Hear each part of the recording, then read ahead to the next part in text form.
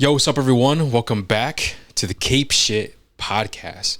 I'm one of your co-hosts, Hector, also known as CN6. And I'm your other co-host. This is Hav, and today we have assembled to give you guys a discussion podcast on some of the more recent news in the Cape Shit space that we want to give you guys our thoughts on, and also to kind of talk about our experience at the recently posted up exhibit, the Spider-Man exhibit at the Griffin Science Museum. In Chicago. So that was really cool. But before we actually get into it, guys, I just want to remind you guys that you guys can listen to us on Spotify, Apple, and YouTube. Make sure you follow our socials at Cape Shit Podcast or go to capeshitpodcast.com. You're going to see all of our links through there. So with that being said, guys, suit the fuck up. Because we're back and we're about to get into it, man. We're going to fly right into it. Well, you know what I mean? Damn, man. We're back. Yeah, dude. Long hiatus. Another one, right? Yeah, another one. I know that's probably what the fans are thinking. They're like, damn, bro. Like, they said they were back. I know. Posted not too long ago. We actually named that podcast Cape Shit is Back. Yeah. Now we're back. So where y'all at? Cape Shit Pod Born Again. That's what. That's what they're probably thinking. Like, damn, man, we probably got them hyped for no reason. Exactly, right. But listen, I guess before we really dive into that, man, I think we should talk about some more personal stuff, man, as to why we've been kind of hiatus. And that is, if you guys don't know, we had another podcast called the Heat Ray Vision Podcast, or HRV Podcast for short. And we actually shut that down maybe, 2 months ago? Something like that. Something like that, right, man. So some of you guys who know the Cape Shit Podcast, I'm sure you guys know about the HRV podcast. You guys know what went down. If you guys do not know what went down, I mean, we uploaded a video on the channel, or if you go to our platforms, you could listen, and it'll basically give you a rundown as to what kind of went down with that situation. So yeah, we stopped doing that. I mean, I also was going through like a whole room renovation, as you could say, man. Like, it was kind of a doozy. It was a lot, you know. I had to paint like the room that I'm moving. I had to move all my furniture. Not only that, I had to move like my siblings' furniture to their rooms and stuff. It was a huge process. And yeah, I mean, what else can we say besides like what's up with you, man? Like, what have you been doing ever since we stopped, man? Because this is. We said this before recording. It's been a while, not only for the Cape Shit Pop, or even a pod. We haven't done a pod in general. You know, we stopped at HRV, man. So how you been, bro? Let the people know. I mean, nothing new with me other than just been doing my thing. Yeah. Just been working, really. Just spending time with the girlfriend. And by his thing, he means OnlyFans. Dumb, bro. Ever since the pod shut down. Yeah. How else do I make money? I had to resort to desperate times. Absolutely. Go check out his OnlyFans, guys. Hob, the Superman. What? I get it, like the Superman. He does cosplays. Yeah. Hell no, bro. Dude, there's people that probably do that shit, bro. 100%. That's 100%. Fucking weird. You got to get on that. What you mean? You got to capitalize. If this fails, I might just have to. I'll put it on tape. If Cape Shit fails, bro. You heard it here first. Fuck. Hob, the Superman. The real Superman. The sexy man. Hey, yo. Hey, all right. Chill out. But yeah, you know, a bunch of stuff has been going on behind the scenes. So yeah, we apologize, and we're trying to get the bearings. You know, this pod, I don't know, man. It's been so long. Who knows how it's gonna go? Yeah. Hopefully it goes well. One of the things, I mean, like Hector was saying, like with the whole him switching rooms and like having to change up everything, like. One of the things that kind of held us back from recording a pod is just like not having the space because of that whole, like, you know, the renovation thing that he was mentioning. So we had to find a time where it was finally there was a space for us to sit down and put up our recording stuff to record. And, you know what I mean? As of right now, I mean, for any podcast that you guys have listened to us, has always been audio, no video. So this sounds very familiar to all you guys, but to me and Hector right now recording, like, we're in a different room. Well, yeah, we're in a whole different area. Yeah, so like, you know, so we had to, with his whole thing going down and like also just trying to make the time for it, we had some things that we had going on outside of the pod. And one of the things that we'll get into is like the Spider-Man exhibit. So You know, that was mainly the big reason, is just trying to find the proper time to actually put out and record, you know, something for you guys. Yeah, that was just the biggest thing. Yeah, absolutely. And I know you guys I've been getting a lot of messages, man. Y'all missing the pods and stuff. So hopefully Cape Shit will make up for it, because I definitely do miss it. I won't lie. Like, I do miss sitting down with the boys and just talking. Who knows? Maybe I can't promise anything, but who knows? Maybe Mario, aka Jaws on my knob, just Jazzy. Might make an appearance here in the Cape Shit Pod. Maybe, I don't know. I can't promise. We've told him. Yeah, we said the door's open. If you ever want to just pop in to talk about whatever, whether it's a discussion pod or if we ever put out a super review for future movies, like we always told him, like, hey man, the door is open. Yeah, and so he knows, but you know, it's up to him whether he will actually want to, because he's mentioned it a bunch of times. He's like, oh, superhero shit, it's kind of casual to it, you know what I mean? So it makes sense, but you know, it's up to him. No, absolutely, man. And I miss it in general, bro. Just sitting here talking with the boys about this stuff, you know. Oh yeah. I mean, I feel like it's now what we do is we mostly just talk like in the group chat about certain things. But for some reason, man, at least for me, it's not the same. It's not the same. It doesn't hit for me. Like, I wish that we would have done a pod of like the Steam Machine, talk about that entire conversation about holy shit. People listening, the Steam Machine, Valve released this new console PC like thing, and we talked about in the group chat about like what the fuck Xbox's response and like what's gonna happen, like shit like that, man. I feel like those types of topics I love to talk about with you guys, like sitting down with mics in our hands, or Halo coming to PlayStation. Yeah, you saw that? Hey, like that also would have been something fun to talk about. Absolutely, a bunch of things. We would have maybe one of the things I probably would have brought up is, damn, we're getting a Halo remake for PlayStation, but we've been long overdue for that Halo 3 remake. Oh yeah, I know one of the things that you mentioned to me as the bigger Halo fan is that it's the 15th anniversary is when they release a remake of their old games. They did that with Halo 1. And they did it with Halo 2, and then we were wondering, like, oh, then Halo 3's got to be next, and it never came out. Instead, they were making Combat Evolved. Like, I feel like we would have gone to a rabbit hole with that whole conversation. Absolutely, man. So many cool conversations, man, that I wish we would have had. But anyway, it's cool. I know it's not a video game, or even movies, man. A bunch of stuff in the movies. That was happening that I want to talk about. But hey, this is for superhero shit, man. We're in Cape Shit. Let's fucking get into it. I mean, first up, okay, what do you got, Hav? I know Hav. We brainstormed on some certain topics to actually talk over and stuff, but he did not tell me like what he has jotted down. What do you want to do? What do you got first? So I have quite a few different topics. A lot of them are kind of like quick. I'm not gonna lie. I don't think we're gonna spend too much time talking about it. Yeah. Because either we don't have that many thoughts on it, or we have very little details about it. Yeah. So it's going to be a quick conversation. So I'm thinking we can get those couple ones out of the way first. Sweet. And then save like the bigger stuff for the later. Okay. So I guess the first thing we'll start it off to just kind of get our feet wet is our experience at the Spider-Man exhibit. So the Spider-Man exhibit was posted up down in the Griffin Science Museum the Museum of Science and Industry, I believe is the name, down in Chicago. So me and Hector actually went down there to go check it out because when I heard about it, I was like, ooh, that sounds fire. And you know what's crazy, bro? A few years ago, this was years ago, I'm talking before the pandemic, and I believe we still worked with each other. It was that long ago. Damn. I want to get this right. I believe it was that long ago. That same science museum, I guess they're known for putting up like cool exhibits every now and then. So like the Spider-Man exhibit is just one of like many exhibits that they've done before.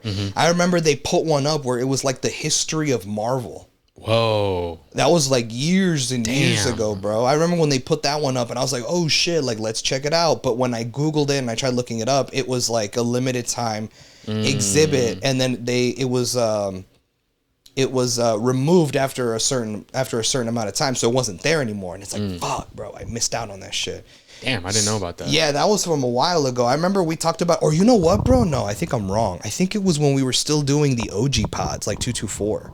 Really? I think it was during that time when I heard about it. That's like 2020, 2021. Yeah, it was around that time. So I remember, I think it was during that time that I heard about it. And I was like, yo, that sounds fire. Let me look into it. And when I looked it up to see ticket prices and stuff, it was already gone because it was only limited. It was only like a limited time. And it's one of those things where it's like, will it ever come back? Like, is this something that like will come back in a few years? Like, this Spider-Man exhibit shit was cool, but is this like a one-time thing? Will it ever come back? You know what I mean? Because like, how many different exhibits could you have? Like, and there's only so many science museums in the world. Like, you know what I mean? So, regardless, missed opportunity. But I am glad that we were able to catch the Spider-Man absolutely. exhibit. It was. I mean, I also think it was a limited time as well. It is. I believe they're removing it in January. I believe it's mid February. I think. Yeah. I believe early to mid February. So, for those of you who still want to go and y'all live in the Chicagoland area, like go check it out. Still check it out. But yeah, we went to go check it out. I just thought about it. What if we did like a meet and greet, bro? At the Spider-Man exhibit? Yo guys, we're gonna pull up at the Spider-Man exhibit. Yeah, man. People who are in Chicago listen to us like pull up, you know. That'd be crazy. That would have been so cool, but we didn't because you had your girlfriend and stuff, and we were. It was like a more intimate thing. Yeah, it was more like a hangout. For sure. Absolutely. But dang, I just thought about it. That would have been so cool. But yeah, it was, dude, dang. What do we begin, man? We took hella videos and hella pictures, bro. A bunch of videos and a bunch of pictures, dude. Yeah. I will say, and like, I'm not trying to sound salty. I promise I'm not. Okay. But one of the things that I look back at the time that we went to the exhibit was that it was fire. It was a lot of fun. I liked seeing all the shit that they had in there. But if there was one thing I could have changed, and this is something that we could not have expected or planned. Okay. It was that at least for me, I don't know about you, everyone else that went. For me, it kind of felt like crunch time because we got there kind of late. Oh yeah, no, I agree. Because I agree. I felt the same way. Because I guess the hours is that on Saturdays the museum closes at like 3. Wasn't it like 4? Was it 4? I think it was 4. I forget what time it closed, but I remember like, and the drive to Chicago was kind of like far for us.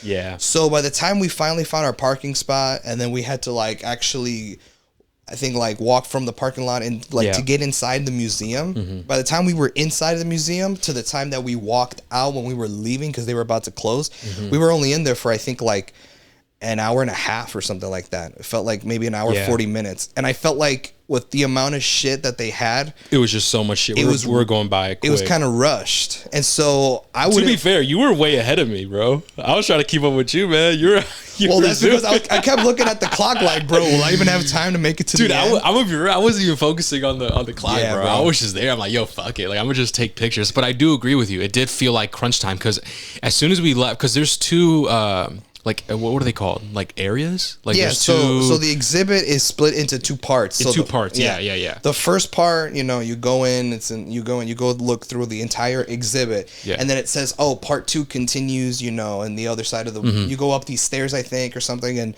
there's a part 2 to the exhibit. Yeah. Because I guess there's just so much to show, they couldn't fit it all in that one exhibit room, so they have it split into 2 parts. And I feel like when we were at the second part, we finished like right on time because as we walked out, like they were already closing. People were already leaving. Yeah, like the food courts were closed. Yeah, and it's like, oh shit. We saw a herd of, like not a herd, but like a group of people all walking towards the same direction, exactly. And it's like, dang, we got it just in time. Exactly. And I did feel that same way, bro. I'm not gonna lie, and I was a bit salty because I'm pretty sure I took a picture of everything in that bitch. Yeah, I did too. I think I took a picture of everything in that bitch. So that's cool. I could look back at my photos and like zoom in on the cards and actually read it stuff. But I wish that we had enough time to where I could take a picture and actually read it there in person. And not have to worry about like, oh shit, like I gotta check out this, I gotta check out that. Yeah. So I definitely do agree with you, man. It's just I guess we should have gone earlier. I guess we underestimated the traffic. Yeah, dude. But some of the cool stuff that we've seen, man. What do you want to? There was a bunch of stuff. There was a bunch of cool shit, man. Like I really liked that the exhibit was like a history. Yeah. Like through the history of Spider-Man, and I really liked that they had not only just like the stuff that you would typically think about, like the movies and like the TV shows or whatever, but they have like even like just delving into the history of the comics.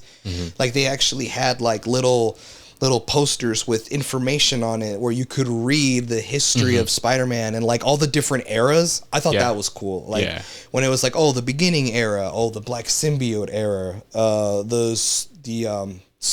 was the other one? The Clone Saga.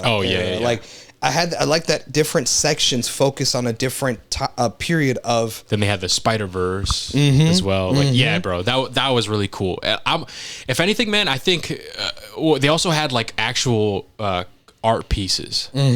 Like actual art pieces that was either like a page from a comic book or like the rough draft. I believe there was one that we saw, bro, where like it was a script of how the comic book played out. I forgot what comic book it was. It was like a script of some sort, but it's more so like an outline. It like when people say script, like for like a movie, right? Like no, it was like a script that was like a detail of how they wanted the cover of a comic book to look like. And so what they actually had was that like that script thing was on the wall, and then next to it is the comic book that it's referencing. I saw another one where like it's a page, so like couple panels, and it's basically a script of how the panels and what they're saying and how basically it flows. I thought that's really interesting. I'm like, that's super cool. But I think the biggest, before I move on to that, they also had really cool photo apps, like really cool pieces that you could take pictures with. Like they had Spider-Man, the statue of Spider-Man hanging. I thought that was really cool. That was fire. What I was gonna say, I think the shit that a lot of people are gonna get a kick out of, and that's the items from the actual movies. Yeah, they have like a bunch of stuff there. Yeah, I think, dang man, I was like, oh shit! Like I remember like the first one you see, I believe, is Tom Holland's Spider-Man suit. It's the most noticeable. It's the first thing that you see, and I was like, "What the hell?" Like, he had a suit. And here's the thing: it'd be one thing, like, okay, whatever, right? It's just a statue with. It's just a mannequin with the fucking suit. Like, that's cool and all. You can see up close in detail, but whatever, right? But two things: one, there were multiple display cases of these suits and props and stuff, right? And almost every single one of them had the same little tag on the bottom corner, as worn by so-and-so in the film so-and-so. Yep. And it was like, that's shit, different, man. It's different, bro. Oh, yeah. This ain't no costume you see up in like Halloween City or whatever. Like this motherfucker wore it, man, in the movies. Yeah, bro. so it's like a legit, actual crafted suit from like the costume designers in those films. And somehow these exhibit people like managed to get their hands on it and put it on display. So that's different. It's like, shit, like this is an actual suit. It's not like a replica. It's not like, it was made by professionals. Like, it's like a one-on-one. It's kind of like those Hot Toys, like how the Hot Toys figurines are like super realistic and detailed and shit, and it looks like just like they do in the movies. It's like, but technically, it's a collectible. It's a little toy, so it's not real. It's a replica. That's not it. Like this was the real suit that was being worn and was like there through the entire filming process of that movie. And I don't know, was that red and blue suit from? I believe it was from Far From Home. I was thinking, was it Homecoming? Wasn't it Homecoming? I want to say maybe it was one of those two. Yeah, I mean, Homecoming is the one where he usually wears more of that. Or Civil War? No, because Civil War. So if you go back and rewatch Civil War, especially the Spider-Man scenes, bro, I can't remember. It's his suit's CGI, bro. Oh shit! Like it's not real. It's kind of weird. Then it's probably either from Homecoming or Far From Home. Yeah. I think so. I feel like it's Homecoming. Yeah, I feel so too. The only reason why I say those two and like not No Way Home is because I don't think he ever wore the red and blue suit in No Way Home. I don't remember, at least. I remember him wearing the. It's been a while, man. The red with the black. Yeah. I remember him wearing like the suit with the big ass gold spider on his chest. Oh yeah, then it was probably Homecoming then. Yeah, bro. see, so like I don't think I ever saw him. So, but right next to that, this is like before we saw everything else. This is what impressed Hav like the most in the very beginning. And that is they had the newspaper clippings and the actual camera from Spider-Man 3, Sam Raimi's Spider-Man 3. And that was so cool, man. Like, damn, I think we actually we took a video of that. You know, actually, if you guys follow our socials at Cape Shit Podcast, I think I'll post a bunch of pictures and videos of videos that we took over there, so you'll see. But yeah, they had this display case of the newspaper clipping of it, also his badge, right? I think yeah, his badge so was like there. his Daily Bugle badge with his picture on it. And you know what's funny, bro, is that the amount of times I've watched and rewatched those Tobey movies, because I love the Tobey Maguire Spider-Man movies, I never realized he ever wore a badge with his of an ID of like. Me neither, man. I recognized the camera. They had the fucking camera from those movies. I remember that camera looks like that. So when I saw it, I was like, "What the fuck? We even have the camera? Like it's an exact. I don't even know if it's like a real camera or like, you know what I mean. But I do know that these newspaper clippings, Peter's ID, the Daily Bugle, right, ID thing, and the camera, it had same thing, had that little tag in the corner as seen on Spider-Man 3.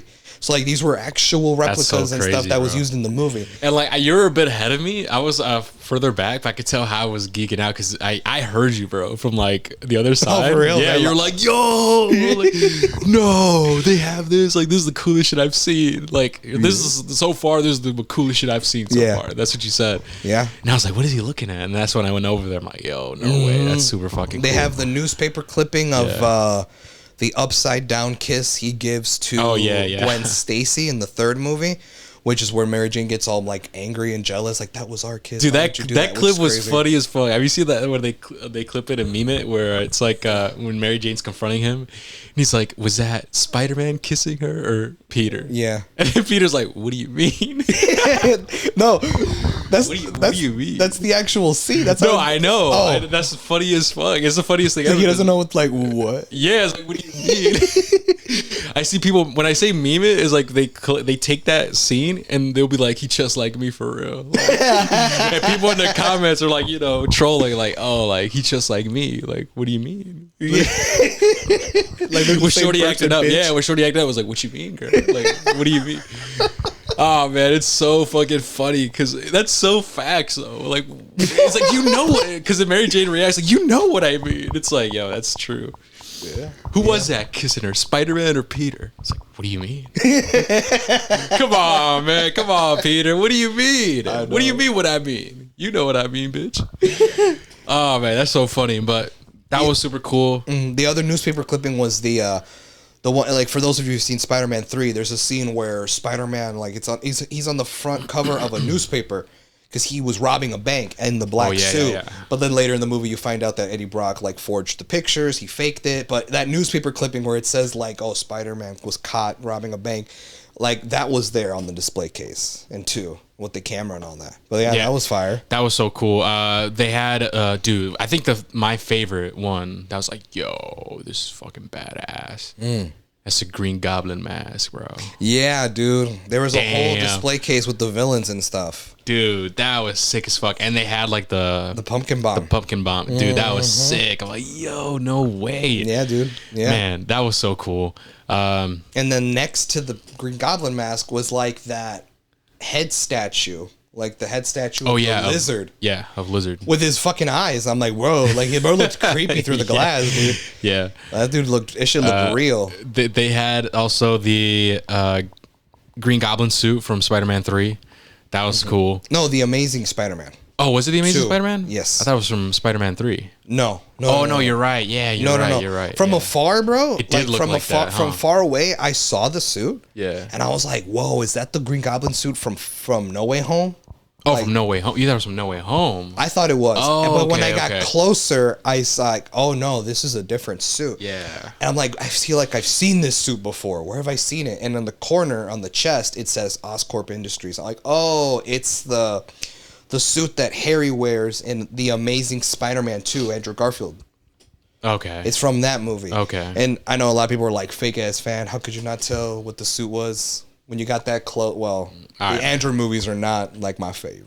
So. Yeah, like I just saw that movie. It's been years, bro. Have you? Have you seen that movie like once? You feel like? I probably, bro. You know what's funny is like when it came out, and I was like, all right. Yeah, yeah.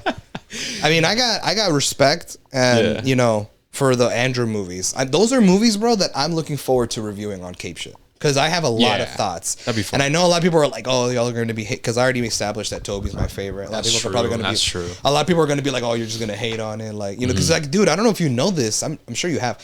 There's a lot of people out there who are like Andrew defenders when it comes to the Spider-Man. 100%. There are people who are like, no, like Andrew Garfield. Not back then, though.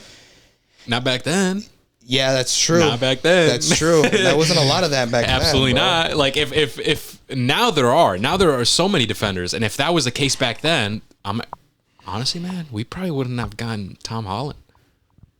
I feel like because I don't know, a lot of people say, oh, it's a gem, it's underrated. It's like it wasn't that bad. It's actually fire, and it's like if that was the case back then, I truly believe they probably would have kept him, man. I'm not gonna lie. The only reason why they scrapped him was because so many people hated it. A lot of people did not like it. And I mean, it's one of those things, bro. Like the numbers don't lie. Like the box office, it wasn't hidden. Not as much as the Toby movies did. That's very true. Yeah, bro. And fun fact, because the Amazing Spider-Man 2, the one that had Electro and Rhino and like that movie, was so like messy and not that well received, and box office wise didn't really perform all that well, that out of desperation Sony felt like they had no other choice but to reach out to Marvel Studios, and then they worked out a deal where they're like, okay, well, Spider-Man's going to be part of the MCU. Yeah, you know what I mean. And listen, because this is a discussion topic, man, and we're talking about Andrew. I just thought of something, and I saw that I see a lot of people have conversations like on X and stuff like that. Is they say, and I want to know your thoughts. They say that Andrew's Spider-Man, that he is the best Spider-Man, but the worst Peter. Oh yeah. And the Sam Raimi's Spider-Man, he's the best Peter, but the worst Spider-Man. What do you think about that? And people, I know I've heard that before. Yeah. I'm surprised you didn't mention this. Other people say Tom Holland is both the best Spider-Man and the best Peter. I disagree. I've heard people say that so many fucking times, and like, bro. I guess what I think, bro, I'm gonna be real, is because people are saying that, oh yeah, they like Spider-Man who like does the quips and is like funny and stuff. He's like funny. And sure, Andrew Garfield Spider-Man, he does that. Okay, cool. People say that they thought that Tobey Maguire's Spider-Man was too serious. Not as jokey. Not and like quips. And I'm gonna be real, man, like that doesn't bother me. That doesn't bother me at all. Really. You know? I get where people are coming from. Yeah, for sure. But to me, bro, and I don't know if this is a hot take, but people saying, "Oh, I don't like Toby because he doesn't quip as much as comic book Spider-Man," sounds just as dumb as, "I don't like Hugh Jackman Wolverine because he's too tall." Yeah. So that's not. I get it. Like I get where it's coming from, right? Like I understand, and maybe there's a bias because I'm only 25, and I grew up in a generation where Wolverine was Hugh Jackman. Granted, yes, I had the 90s X-Men cartoon, fire. I had the video games. I had the comics, sure. But when I saw the movies, it was just Hugh Jackman. So it was always instilled in my brain that Hugh Jackman was just Wolverine. And he played Wolverine so well. Like, when I saw Hugh Jackman on screen as Wolverine in the movies, and then, like, I go and I watch the 90s cartoon, I'm like, he acts just like the source material. But people are like, the height, and it's like, okay, I get it. In the comics, right, Wolverine's supposed to be a short guy, but I don't know, man. Like, I don't know if that's a valid argument. Like, I understand where you're coming from. Now, if we're gonna do that, okay, Andrew Garfield and Tobey Maguire weren't actually teenagers when they were cast and played Peter Parker in those movies, right? Like, Andrew Garfield's Spider-Man, bro, was in his like senior year in those two movies. Yeah, I think in the beginning of 2, actually, they graduate high school.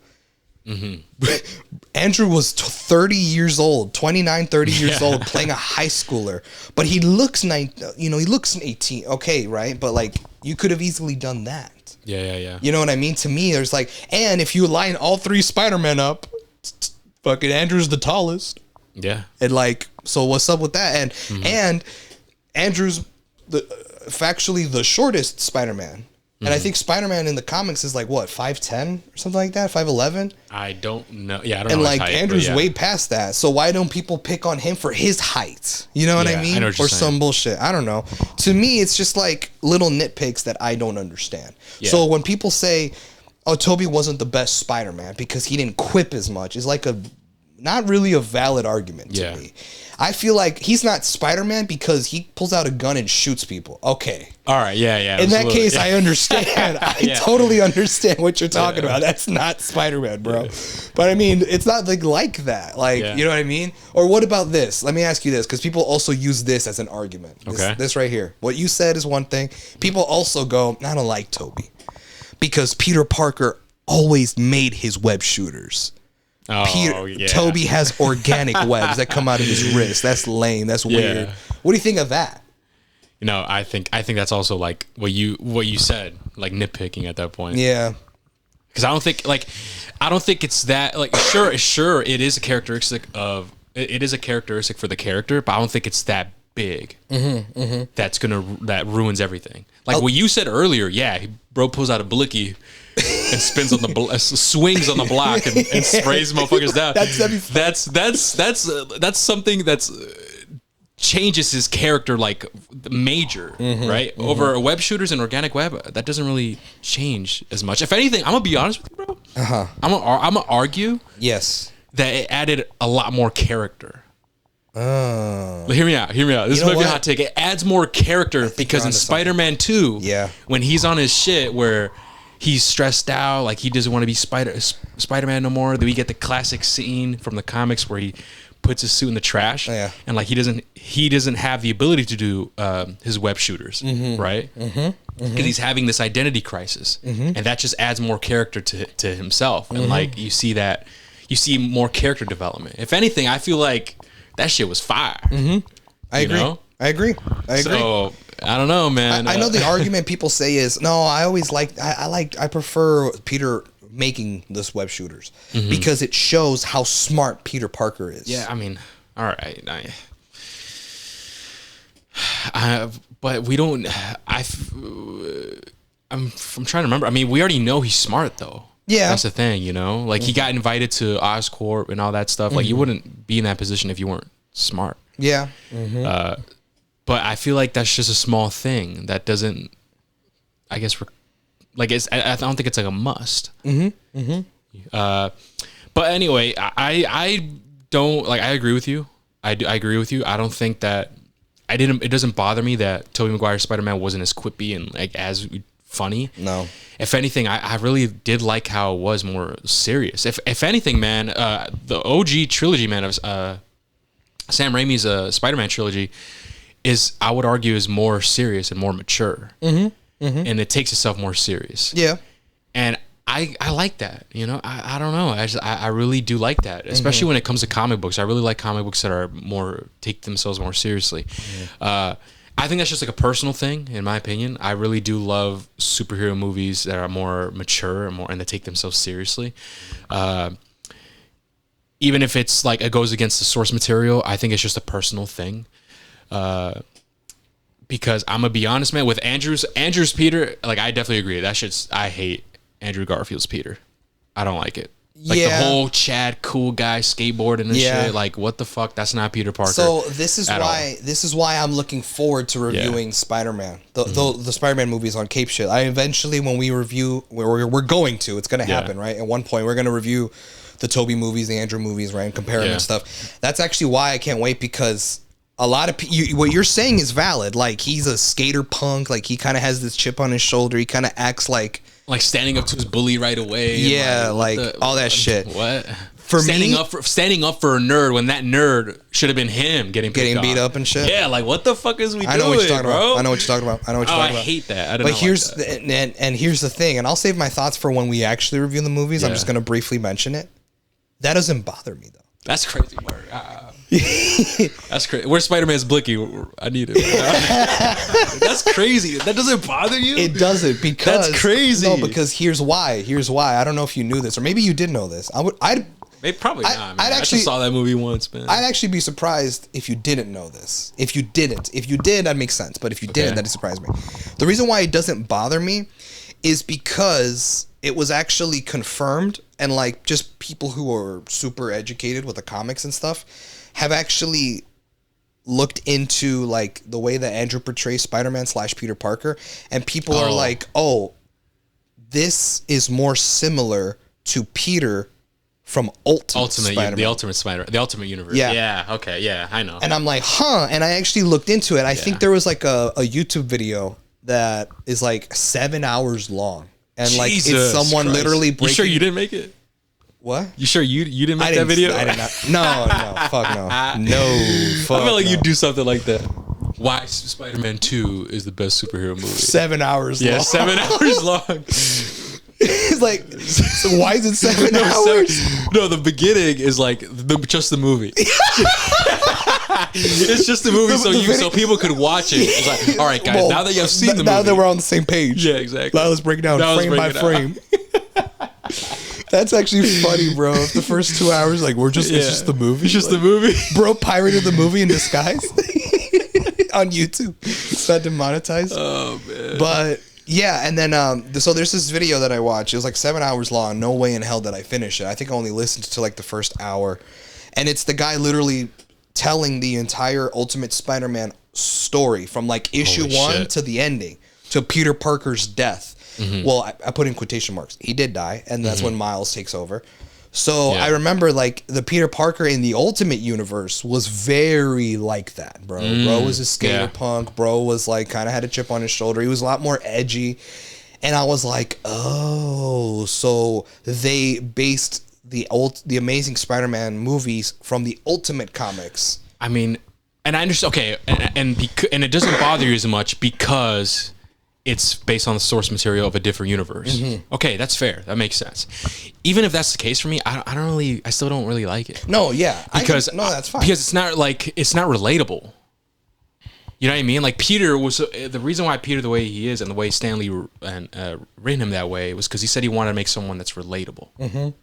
And I'm gonna be real, like that's true. Like the way he's acting, like he's an attractive, tall guy, skating. He's cool. He could get these girls. He's out here standing up for his bully. Like if I'm gonna be real, man, that's not really relatable to like I feel like the majority of people, right? Or majority of guys. Mm-hmm. So I think at least for me personally, I still, even if it's from Ultimate Spider-Man, which I knew about that and I heard about that, I still maybe the actual comics is better. You know, we've said this many times before, like on the HRE pod, and maybe on the Cape Shit pod, that there's some things that work better, like in the comics versus the movies, and vice versa.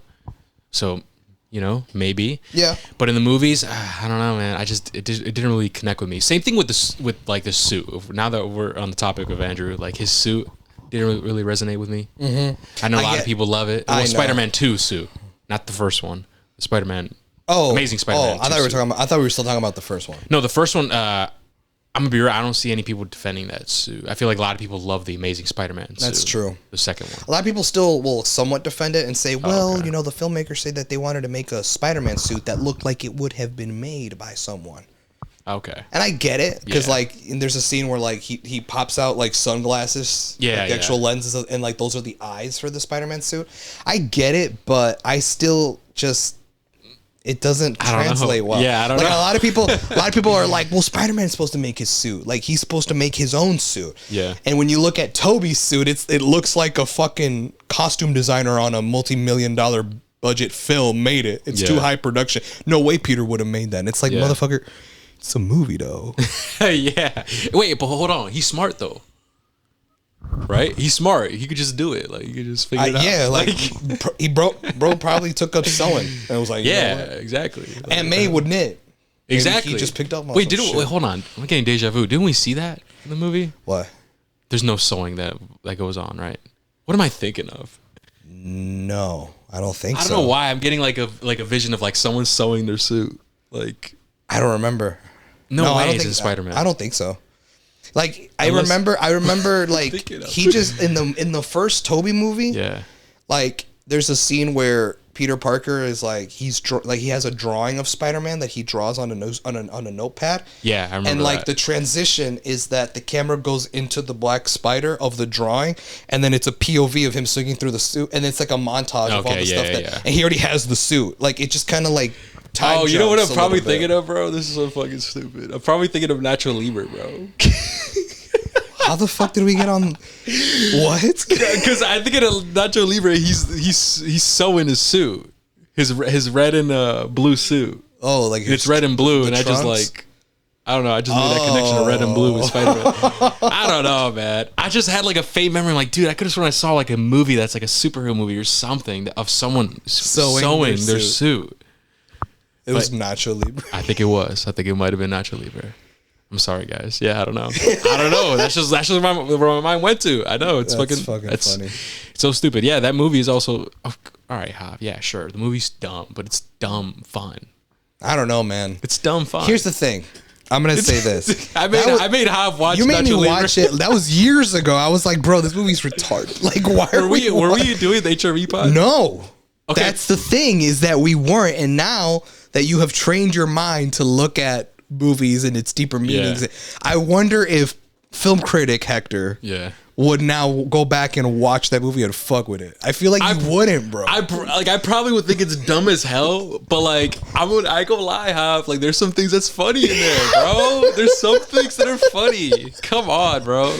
Like you didn't think it was funny when Nacho he's like I forgot what they were eating something. He's like, it's delicious. And he eats it and he like squirts it out of his nose and he's like, oh shit. Like, no. You don't remember that? I don't remember that scene. The only scene in Nacho Libre that made me laugh. Which one? The only one. It probably wasn't even meant to be funny, probably. No, the only scene that was funny is that Nacho Libre was mad about something. And then the sidekick dude was like eating corn on a cob. And he's like, here, you want a bite or something? And he just goes, get that corn out of my face. Yeah. And he slaps it out of his hand. Like, that part was funny. And then the dude gets mad and they start fighting on the, like, he just pulls him down. Like, that whole, I'm like, all right, that was kind of funny. Like, the way he slaps the corn to get that corn out of my face. Like, that scene was funny to me. But everything else, I was what about, like, the one where, like, he's leaning against the wall and, like, he squeezes his butt? Sometimes you wear stretchy pants. That scene? You didn't think that was funny? Or like the beginning of the scene where like he's on his like what?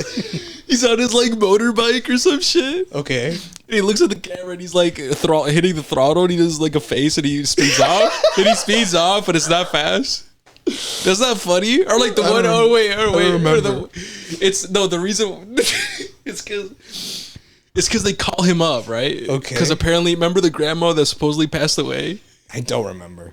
So there's a scene in the beginning of the movie where he gets sent to a house to do a prayer on a grandma that passed away. Okay.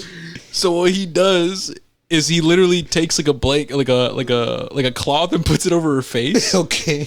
And he grabs like these quarters or something, these coins, and puts it on her eyes, right? And then he's like, "I'm sorry for your loss" or whatever. And then you get the scene of the woman moving and the cloth falling and the coins falling. And then it shows like, oh, I'm not dead, idiot. And then Nacho turns around, like gets jump scared, like, ah, like he gets, because he thought the person was dead. I don't know, man. There's some dumb shit in there that I think it's so funny to me. But maybe, and now that I have like different lenses, and I have the, like what you said, the film critic lens. I'm sure I could rip it to shreds, probably. But I do acknowledge that there's some things that it's dumb, but it's fun, right? It's, you know what? How I feel with the Nacho Libre movie is how you feel with the Cat in the Hat movie. Really? Or was it you or was it our friend Everardo that showed us that movie? I said the Cat. Well, he showed it to us. He loved it. He's like, no, it's fire. Oh, okay. It was him then. Never mind. He thinks the movie is fire. Yeah, I think that movie's trash. But Cat in the Hat is one of those movies that it's so bad that it's funny. Okay. Because none of the jokes like that are not like they're not funny, and there's like scenes that are not meant to be funny. Okay. Especially if you have like alcohol going, like if you make it into a drinking game, or if you just have like the twisted teas or some shots going on. If you watch that movie Buzz, bro, like you'll have a blast because it's so bad it's funny. Okay. That's what I said about it. But no, fucking never mind. I thought Everardo was one of the... It was Everardo, yeah. And even Danny defended. He was like, what you mean, bro? Ken the Head's fire. It's fire, yeah. It's like, I'm pretty sure y'all saw this movie as kids, held on to the nostalgia and never rewatched. And I think that's okay. Then that's my fault. I thought it was you, but no, yeah, I believe it was Everardo. Okay, well, the way how he feels about it, that's how I feel about Natural Leaving. Like, okay, sure, it might be dumb, but I feel like there's a soft spot. Like, yo, it's kind of funny. That makes sense. You know. But anyway, I know I'm sorry we went on this crazy rant, but hey, fuck it, it's a discussion pod. We can discuss about anything. About anything, pretty much. But okay, yeah. So that the Spider-Man exhibit. Just to go back to that. Follow our socials, guys, at Cape Shit Podcast. I'll definitely upload some pictures and videos. It was really cool, man. A lot of fun. It's leaving in February in 2026. So if you guys are in the Chicagoland area, go check it out, guys. It's super cool. Hav and I were still kind of a bit salty that we had to speed run it, you know. And we've actually talked about it. We're like, yeah, we want to go back. Yeah, you know, we've talked about going back and like actually taking our time. Yeah, absolutely, and stuff like that. I'm down. Also, another reason why I would like to go back is because I was so concentrated on taking pictures of stuff. Yeah. If I feel like now that I have all the pictures and all the videos, all the memory, right, I can now just go back and not worry about taking the pictures and actually like look at shit. Yeah. Actually experience 100%. it through my eyes, type of thing. 100%. You know what I mean? I feel like a second viewing would be cool because then you get to see everything again and like actually look at it. And rather than like having to take pictures of everything, so exactly, yeah, we might go again. Yeah, we were probably annoying to everyone else because there were some people that weren't taking pictures that they were doing the whole like what you're supposed to do at museums, right? Look and read and shit. I did that for some of it, but yeah, majority of the time it was pictures. But like I said, it's because of the crunch time. I felt it, and I was like, dang man, like I gotta get a picture of everything because I don't know if we're gonna be back here. I don't know what's gonna, you know. But it was definitely fun. Okay, moving on. We should move on now. So like I said, the next topic that I had is a quick one. I feel like we're not going to spend too much time on it. I just kind of wrote this down just to kind of get your quick thoughts. We're not going to spend too much time. Quick thoughts on the Wonder Man show. So I don't know if you heard about that. I did not, bro. So it was announced a while back, and I think there's like some teasers that you can look up on YouTube where we're getting a Disney Plus Marvel show called. It's based on Wonder Man. Oh, yeah. I heard about it. Yeah, but was there something new that came with it? So, didn't we get a teaser? We did get a teaser, and we actually got a plot synopsis as far as like what's going to be about. And this is kind of why I want to kind of give my quick thoughts on it, because I don't know if I fuck with it. Because, I don't know, man. It's just, and I'll get into it, right? So, basically, first of all, W casting. Okay. Yahya Abdul-Mateen II. I think he's the second or the third, but he's a really great actor. He's the one playing Simon Williams / Wonder Man. Now, I personally don't know shit about Wonder Man as a hero. I didn't know that was his real name. I didn't know that was his alias. I don't know anything about his story. So I just knew like, okay, W actor. Like at least we have someone good that's going to play him, right? And based on the teasers, what it looks like is that it's focusing on Simon Williams, but he's an actor. And he wants, and he is auditioning for the role of a movie or a TV show or something called Wonder Man. Oh. And it's basically, it was described by, I believe, the showrunner of the TV show or someone from Marvel Studios. I don't know. It was mentioned that, Simon Williams does not care about having superpowers. Like his whole thing is wanting to make it in Hollywood.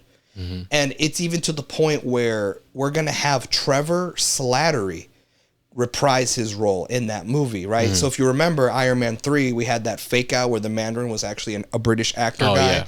We also saw him in Shang-Chi because, Mandarin shit, right? That was involved. So the guy that Ben Kingsley, he plays like the fake Mandarin, the British guy whose name is Trevor Slattery. Remember that guy? He's going to be in the show as like a side character. It's like a supporting character. And from history, like from the past Marvel shit, Trevor Slattery, like the character, is more like a joke. Like he's kind of like a funny character. So you throw him into the mix, you put the synopsis together, and it's like, I get that a lot of people are like, well, it's something new. Like it's something fresh. Like how many superhero origin stories do we get? How many, typical, like it's kind of rinse and repeat at this point. At least Marvel's trying to try something new. Okay, I get it, but I don't know what the significance of the show is meant to be. Like what does it play into? Like, if his whole thing, if the showrunner is correct and Simon Williams in this TV show doesn't care that he has superpowers, he just wants to be an actor. He wants to make it in Hollywood. Why make a Marvel show about it? Yeah. I don't know. Like, that doesn't make sense to me. I don't know. This seems like a what if episode.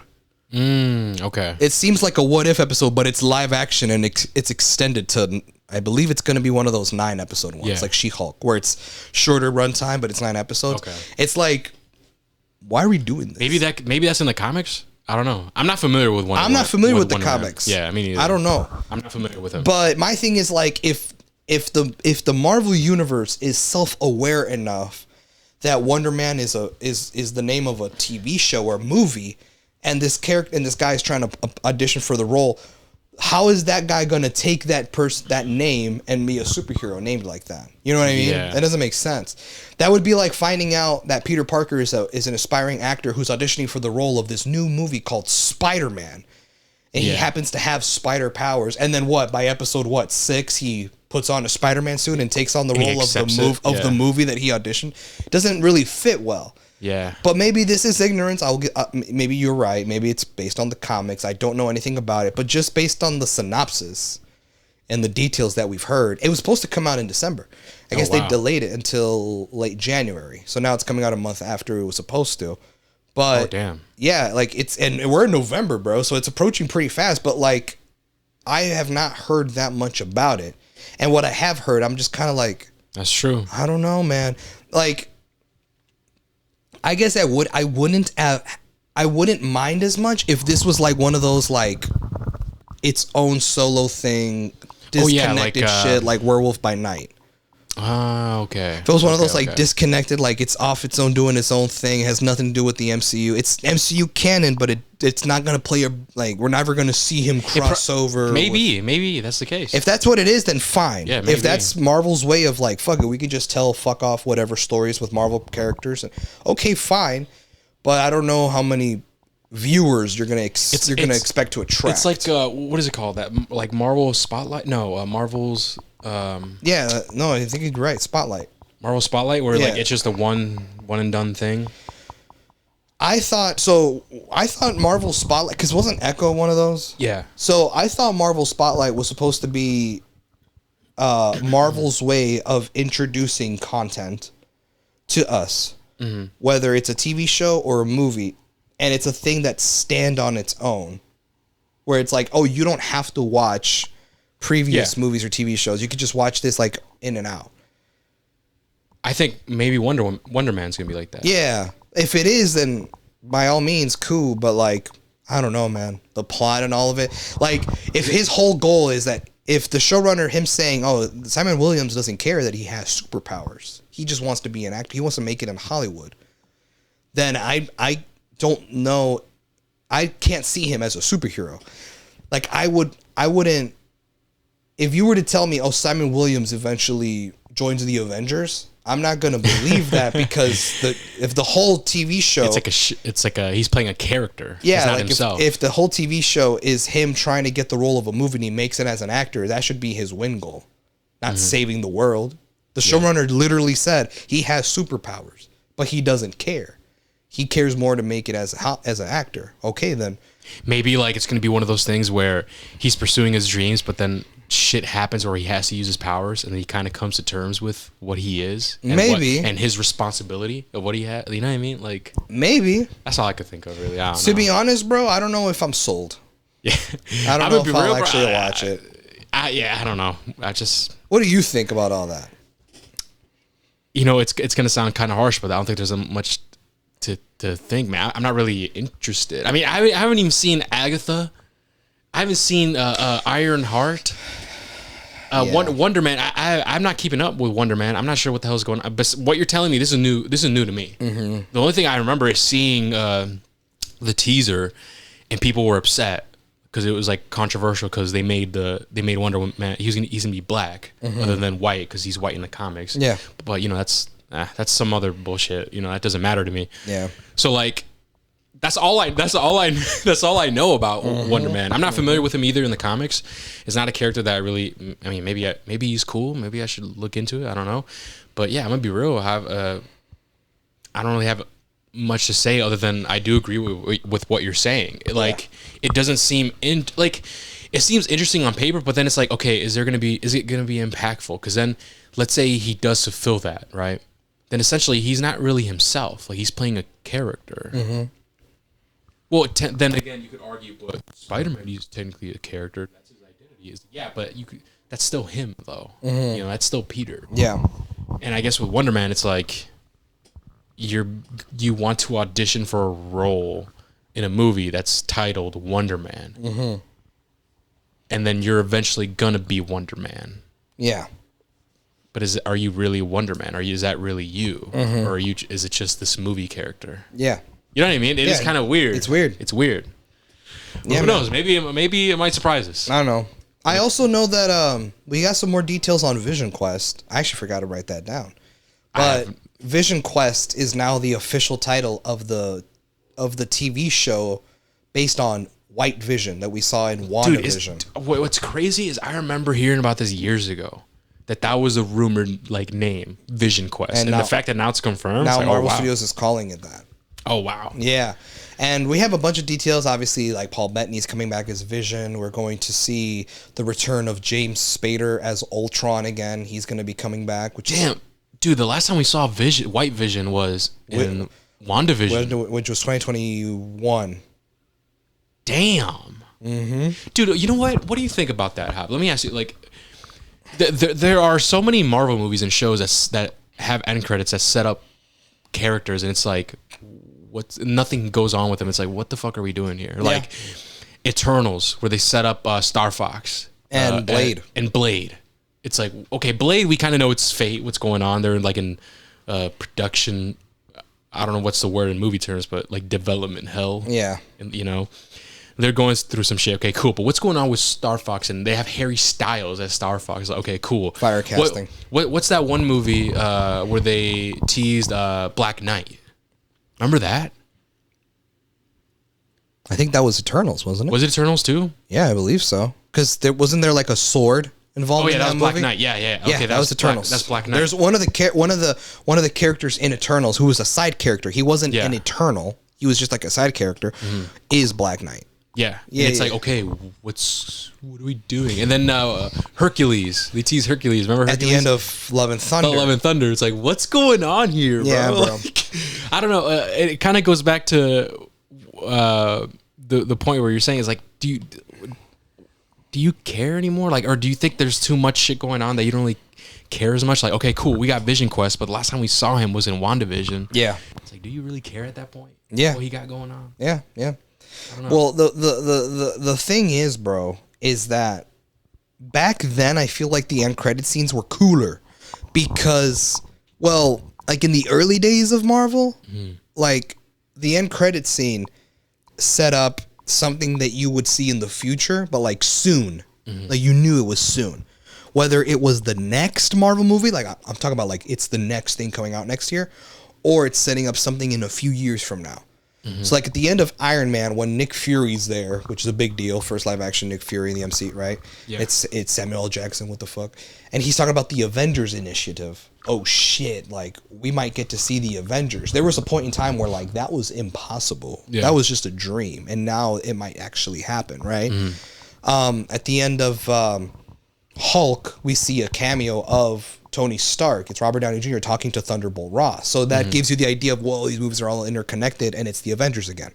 At the end of Iron Man 2, it's Thor's hammer in the middle of the desert, which set up the next Thor movie. Yeah. So back then, the end credit scenes would set up something that would be coming soon. The end credit scene for Captain America, the First Avenger, was literally just the trailer to the first Avengers movie. Mm-hmm. You know what I mean? But here's the thing. Now, with Marvel Studios, we're so saturated with so many different characters and so many different plot lines that it can't be like it was before. Okay, let me put it to you like this. Phase 1 of Marvel, it's Iron Man had a movie. Well, he had 2, actually. Thor had a movie, Captain America had a movie, and then it's the Avengers, right? Phase 2, Iron Man had a sequel, Thor had a sequel, Captain America had a sequel. We had a couple of movies woven in between, right? Guardians and Ant-Man, and then a second Avengers movie. Yeah. Phase 3, Captain America gets a sequel, Thor gets a sequel, Ant-Man gets a sequel, Guardians get a sequel, new characters woven in between, and then Infinity War / Endgame. But now, it's not like that, where every phase a different hero gets another sequel, because there are now so many characters that how could you give all these characters a sequel in 2 to 3 years time? Mm-hmm. It's not like it was before, because now the MCU is balancing a fuck ton of heroes. Like the last time we saw Sam Wilson as Captain America was in Falcon and the Winter Soldier. And that TV show came out the same year as WandaVision. That was 2021. Yeah, bro. And now his movie where he accepts his role as the new Captain America, he has that fire ass, new Captain America suit with the falcon wings and the shield, like all that. Cool. But we don't get his first proper solo Captain America movie 4 years later. Yeah. Why? Because they still had to run their rounds with the rest of the heroes. Like Guardians 3 had to have its sequel because the contract said that James Gunn had to have a trilogy, right? Mm-hmm. And then they just kept throwing a bunch of other stuff. Like, it's just like what you said. Oh, damn. Like, we saw the introduction of White Vision in WandaVision, the show, back in 2021. And now Vision Quest is slated to come out in 2026. It's a 5-year gap. Like, what the fuck? What are these long-ass waits? And it's one of those things where it's like, it can't be like it was back then where the sequel will it's setting up the sequel. Mm-hmm. Because a sequel could take a while because they can't neglect all the other heroes and movies and stuff that they have planned. Mm-hmm. You know what I mean? So that's where I feel like the issue is coming to, is that a lot of people always tend to say end credit scenes aren't fun anymore because they set up stuff that we don't see for a while. Yeah. Like, who knows how many years it'll be until we finally see Blade or Star Fox. You know what I mean? Or some bullshit like that. It's one of those things just because, it could just all come back, bro, to, the issues with Phase 4 and how it was super oversaturated because there was, 8 projects, movies and TV shows combined coming out in one single year. And Phase 2 lasted 2 years. So there was a fuck ton of shows and movies and stuff. And the CGI wasn't that great. And people started talking about superhero fatigue. Maybe they got super, what's the word? They got, I don't know. I can't think of the word, but they took on way too much that they can handle. Oh, yeah. You know what I mean? Yeah. So it's just and I think that's what kills the hype. At least for me, bro. If I'm gonna be completely honest, man, I miss when everything was a lot more concise, and that when the next Marvel project, you knew it had substance and it was going to be important to the future. Does that make sense? Now it's like, oh, here's this. Okay, but does that really tie with anything? No, not really. We're just doing it just cause. And it's like, okay, I personally don't like that, man. I like it when things were a lot more concise, where each movie there was a purpose and it had a clear vision as to what it was leading up to. Mm-hmm. And I think when you do that, it generates hype for the next movie. Do me a favor, move your mic a bit, because I feel like it's not. Oh, what? There you go. I feel like your mic went off for a couple seconds. Hello? No, you're good now. You're good now. You should, Check it again. Check. Yeah, hello, good. We're you're good. Back. You're back. But yeah, no, I agree. But I don't know. Did they catch that? No, they did. They did. They did. It was only a couple seconds. We're good. Yeah, you're good now. Yeah. No, they did. It's only a couple seconds? Okay. Hopefully you guys got that.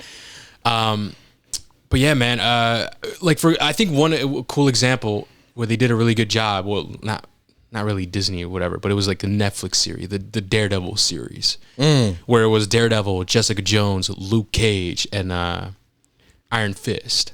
Those 4 characters, they had their own shows, and they all connected with one another. Mm-hmm. That was concise, and it overall led to a bigger threat, and that led to the Defenders. Mm-hmm. I thought that was super fucking cool and fire, and it generates hype. Oh, dude, I can't wait to watch Luke Cage because I want to see More of that character. More of that character, and like I want to see how it ties to the big shit that Daredevil's dealing with. You know what I mean? Like stuff like that. And I think that's what generates hype. Now that they're releasing so many projects that don't really connect with one another, it's just whatever. People can now pick and choose what they want to watch, and like they don't really care no more. I mean, we've done that. Yeah, it's true. Like we didn't watch Agatha. We didn't watch Ironheart. No. If I'm gonna be honest, if it wasn't for the pod, for HRV pod, we probably wouldn't have seen Echo. You know, it's like, all right, whatever. And that's just the truth. But I miss that feeling of like when the shows first started, where it's like, oh, I gotta watch this, I gotta watch that, you know, or I gotta check out this movie because I gotta see the continuation of what just happened with the last movie that I saw, or the last show that I saw. I gotta see the continuation of it, even if it's not gonna be completely picks up right off from where you left off in another character's movie, but in some way or shape or form, it does connect overall, like whether it's the ending or whether it's the end credit scene, you know what I mean? And eventually builds up to that big bad situation. Kind of like what we're seeing right now with like the Avengers Doomsday. I mean, we're hyped for that, but that's because, you know, everybody's gonna be in that bitch. You know what I mean? So that's it's gonna be fun, you know. But yeah, I think that's what the issue is. And, you know, even Bob Iger back then, 2023 or something. Mentioning how, like, he was only going to limit the year. Exactly. Like, he's aware that, hey, we're busting out too many projects and stuff. And now it's confirmed, next year we only have 1 or 2 movies? Marvel movies? I believe it's, from what I know, it's just one? 2. Just 2, right?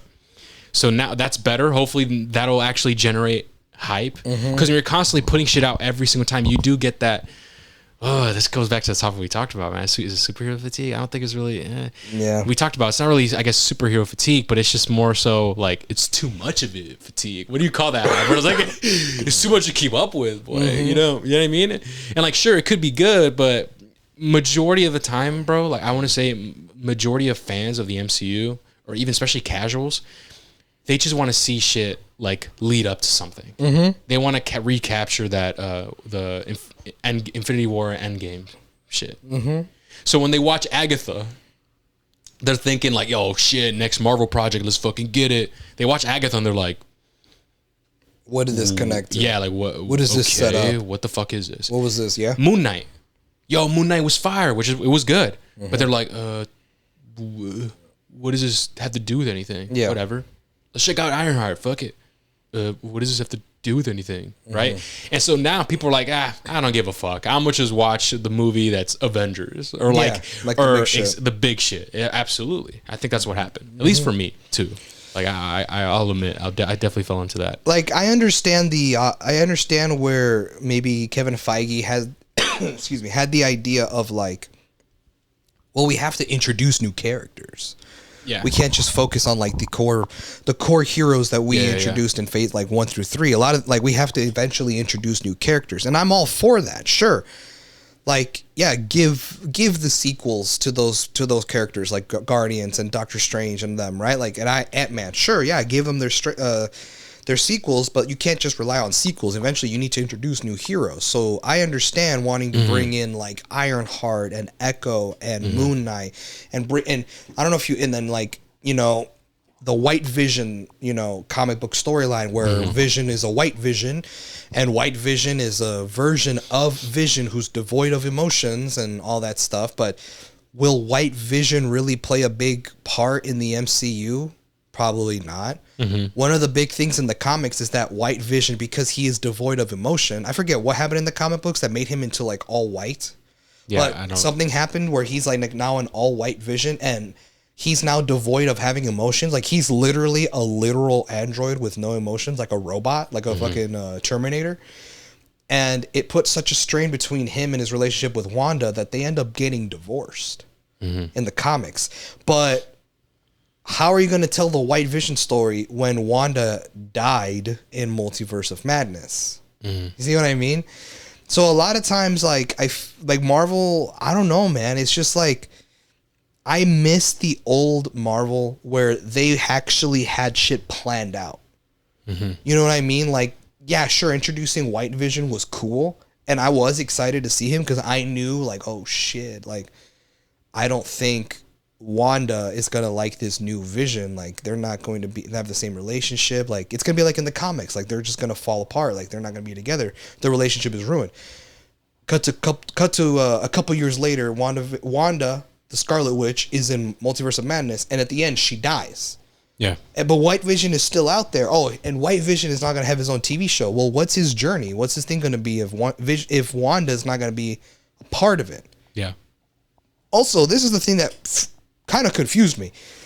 When they announced Vision Quest, this came from Marvel Studios themselves. Actually, I think I saw it in an Instagram post or X. Mm-hmm. Marvel Studios said that this is the third final part in a 3-part trilogy. Vision Quest is part 3 of a 3-part trilogy. This concludes the trilogy that started in WandaVision. Mm-hmm. So technically, it goes WandaVision, Agatha all along, what, and Vision Quest. Oh shit! And it's like, I would not have guessed that. Okay, fine, right? Agatha was in WandaVision. Yeah. And even though I didn't watch Agatha, I saw a bunch of spoilers on it because I didn't care for it. I didn't look out for them. It's just kind of like stuff that I read on the internet. I'm like, oh, really? And there's stuff that happens in Agatha where it makes you go, huh? So like this ties into WandaVision, but how? Why is that what it is? Like, how is that that doesn't make sense. So I knew Agatha had ties to WandaVision, and now they're saying Vision Quest is the 3rd parter. It's like the final conclusion to this trilogy. It started with WandaVision, then Agatha, and now Vision Quest. Mm-hmm. And it's like, why? Yeah. And like, why does it have to have ties with Agatha? I get WandaVision because that's where you saw him. And that's the real Vision, by the way. Like, that's actually the Vision who had his stone ripped out by Thanos. Yeah. And the government took his body and, like, revived him somehow. And that's why he became all white. Like, that's the OG Vision. But, like, now he's kind of lost because he lost his memory and everything. And, like, he doesn't have the stone anymore. And he's devoid of emotions. Just like in the comics. Like how White Vision was in the comics. So I understand his connections with WandaVision. But where does Agatha play a part in all that? And it's just like, again, this ties back to, okay, this is the conclusion part of a trilogy. Does that mean I have to go watch Agatha? Yeah, right. It ties to the whole, like, oh, I got to watch this other stuff to know what's happening. And how, like, Kevin Feige put it as, like, oh, we kind of built this, like, no new fans club to the MCU because everything is connected to something and it's become homework. I get, you know what? That is true. I'm the one out here that's saying that I like when things connected. I mean, I do. I mean, there's some things that could definitely work. I mean, like for example, like Moon Knight. Moon Knight is kind of its own thing. It is. That's still good. Mm-hmm. I like it. Werewolf by Night, same thing. You know, but I still think that it doesn't, I guess, discredit the fact that most people don't really watch these shows because it doesn't connect. Mm-hmm. You know, even with like new fans. I mean, I'm gonna be real. Like, I don't think I've ever met anyone that's like a new fan of the MCU or Marvel, and I asked him, "Yo, bro, what got you into Marvel?" Agatha. You know what I mean? Yeah. Like, yeah. Like I don't know. I think people who watch Agatha and all these different other things, people are already they're already fans of the MCU. Yeah. But at the same time, not many people are watching it because even the fans of the MCU, they're like, we don't really care as much because it doesn't connect to the bigger stuff. Yeah. So I don't know. I mean, I trust you. I mean, I remember you telling me, honestly, bro, I saw some spoilers in Agatha, nothing crazy. You don't got to watch it. It's like, all right, you know. No, you don't. And I wasn't really interested either. There's one thing. That's crazy word. It's not crazy. It's just like, why? Why did that happen? Oh. And I'm sure if I watched the episode, not even the whole show, the whole thing's 9 episodes. If I just went back and just watched one episode, and Mario watched it. Well, Mario said he watched. I don't think he finished it. He said he started. No, I think I could be wrong. I could have sworn he said that he started it, but like he dropped it. Okay.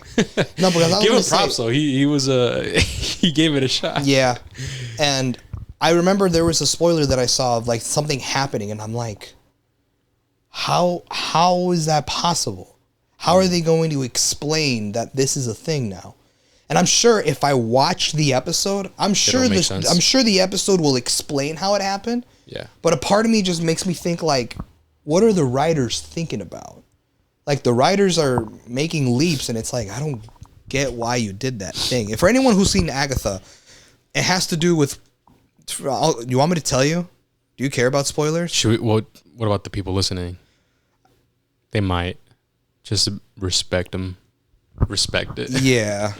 All right. You never know. Whoever's listening. I'll hold off, but yeah, there's just a thing that happens. No, it's not crazy. It wasn't hype or nothing. I was just kind of like, what were the writers thinking? Like, why? Or maybe it was like a desperate way of them finding a way to connect Agatha to WandaVision. Because up until now, the only connection I see between Agatha and WandaVision is this thing that they did in the show. And I'm like, and even then, I'm like, why'd they do that? Yeah. Like, I don't get it. Like I said, if I saw the show, I'm sure the episode like where that bomb is dropped explains how it happened, but I don't know, man. I don't know if I like where they're going with it. Well, that's interesting. I mean, we just got to see how Vision Quest turns out. I mean, are we gonna? I don't know. I'm gonna see. I need to see something if I'm gonna get interested in check it out. I mean, if for it being a 3-part trilogy, right? Yeah. WandaVision, Agatha, and Vision Quest. Of the 3, Vision Quest is probably the one I'm most likely to watch. Yeah. Because it's Vision. Ultron's coming back. I wonder how that plays a part. Like, I want to see. 100%. I wonder what kind of journey White Vision is going to go through. Like, I'm interested. And 100%. like the fact that Ultron plays a part of it, because Ultron was a major factor in Vision's creation back in Age of Ultron. So the fact that he's going to be back in some way or capacity would be kind of cool. Like a conscience in his brain, like a hallucination. Like, does Ultron come back literally? Like, does he come back and try to take over the world? Like, probably not. But I don't know. I'm excited, and I mean, I would like to see Vision again, especially because of how things left off in WandaVision when he just flew out through the roof and left. Yeah. So of the 3, I'm more likely to watch Vision Quest, but Agatha, I'll probably not go back and watch. How is that going to connect to Agatha? I don't know. Yeah. I don't know, dude. I agree. But that's Vision Quest. Yeah. The next topic I have is now, it's like the bigger stuff now. So those were like the quick topics. But those are quick. Well, only because it sprung so much combo in between. Yeah. But the next, so I only have like 3 topics, and these are like the bigger ones that I wanted to leave last. The first one is a big one because I barely just heard about this shit last week. Oh, and apparently it's been going on for a minute. I don't know how long, but it's been going on for a little while now. And it's funny because I just learned about this last week. I was like, what the fuck? How long has this been going on? How did I miss this? What the fuck? And that is that Warner Discovery once again is up for sale. Oh, yeah. I did see this, bro. I did see this. I was like, what the fuck? Again? Yeah. Like Warner Brothers was up for sale, and then Discovery bought them out, and then they rebranded Warner Discovery. Yeah. Now Warner Discovery's up for sale again. What's going on, man? I don't know, dude. I don't have necessarily the details of why they're going on sale or anything like that, because I feel like that's not really what's important. What's important is what could this mean for the future of the DCU? Absolutely. And one thing is that I think I should mention is that there are a bunch of companies, obviously, thinking about buying out Warner Discovery. The one company that's been the most prominent about wanting to buy them out is Netflix. Oh, yeah, I did see that. Oh, Netflix. And it's like, And Netflix has even said, if we manage to finalize the deal and buy out Warner Discovery, that just might be the thing that'll allow us to premiere our Netflix original movies in theaters. Which is like, okay, cool. I mean, I could see that. Why can't they do that now? Like Apple does that. Like Apple TV. That's a good question. I don't know. Yeah, you would think Netflix would do that. Probably. You know, I mean, they did a limited release of Frankenstein in theaters. Yeah. That's like a Netflix original, right? But it was a limited time. I see what they're saying. They're trying to do it like a big thing, but I wonder why they can't do that now. I'm not sure. If they got billions to try to buy out Warner Discovery, like, come on, man. They could put some movies out in theaters. But okay, listen, I'm gonna be real. I don't care who buys Warner Bros. I just care is James Gunn still gonna be co-CEO of DC Studios? Well, that's the problem. That's the thing. Is that people think if another company comes in and buys out Warner Discovery, that results into what? New higher ups. Yep. That and will they get to potentially decide. might want to change things around. Yep.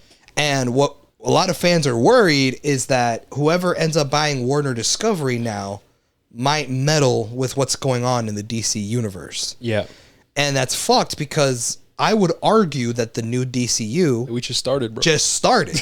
No, literally, it has. Yeah, like Just- with it just Creature started. Commandos And Superman. and now we have Peacemaker, Peacemaker. season 2. And like it just started.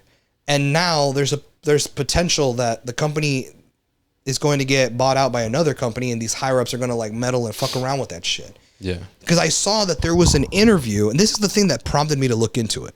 There was an interview that I saw where I guess James Gunn was doing an interview with someone via Zoom in promotion for season 2 of Peacemaker. And he talked about, well, we'll see what the future of DC holds. If I'm even still the CEO, like talking about like if I'm still the CEO or if I'm not going to be there anymore. I remember being like, what the fuck is James Gunn talking about? Is he thinking about stepping down? Like, what the hell? And I looked into it, and that's when I found all this info. Yeah. And so I was like, fuck, dude. And so I think we have similar thoughts. We don't want anyone to just fuck around with the DC shit. No, absolutely not. I feel like whoever buys out Warner Discovery, even if it is Netflix or whoever it may be, I feel like they need to be smart enough to be like what Discovery did and let them do their thing. Obviously, they got it taken care of. They got to, bro, because they saw the success of Superman. Yes. Superman was successful. Yes. Right? So they saw that, and James Gunn did that. He's the one that directed it, and he's the one that wrote it as well, right? And he's the co-CEO of DC Studios. Yeah. Like, that alone should be enough proof. Like, all right, bro, we're going to buy, we're going to buy you guys out, whatever, but we're going to keep that the same and let you do your thing. Because that's what that, Like, what would you want to change? Exactly. What could you potentially fuck with? Like, if they already have a good thing going on, like the universe just started, or like, I just don't want it to be like where it's like greedy higher ups that are like, what? No.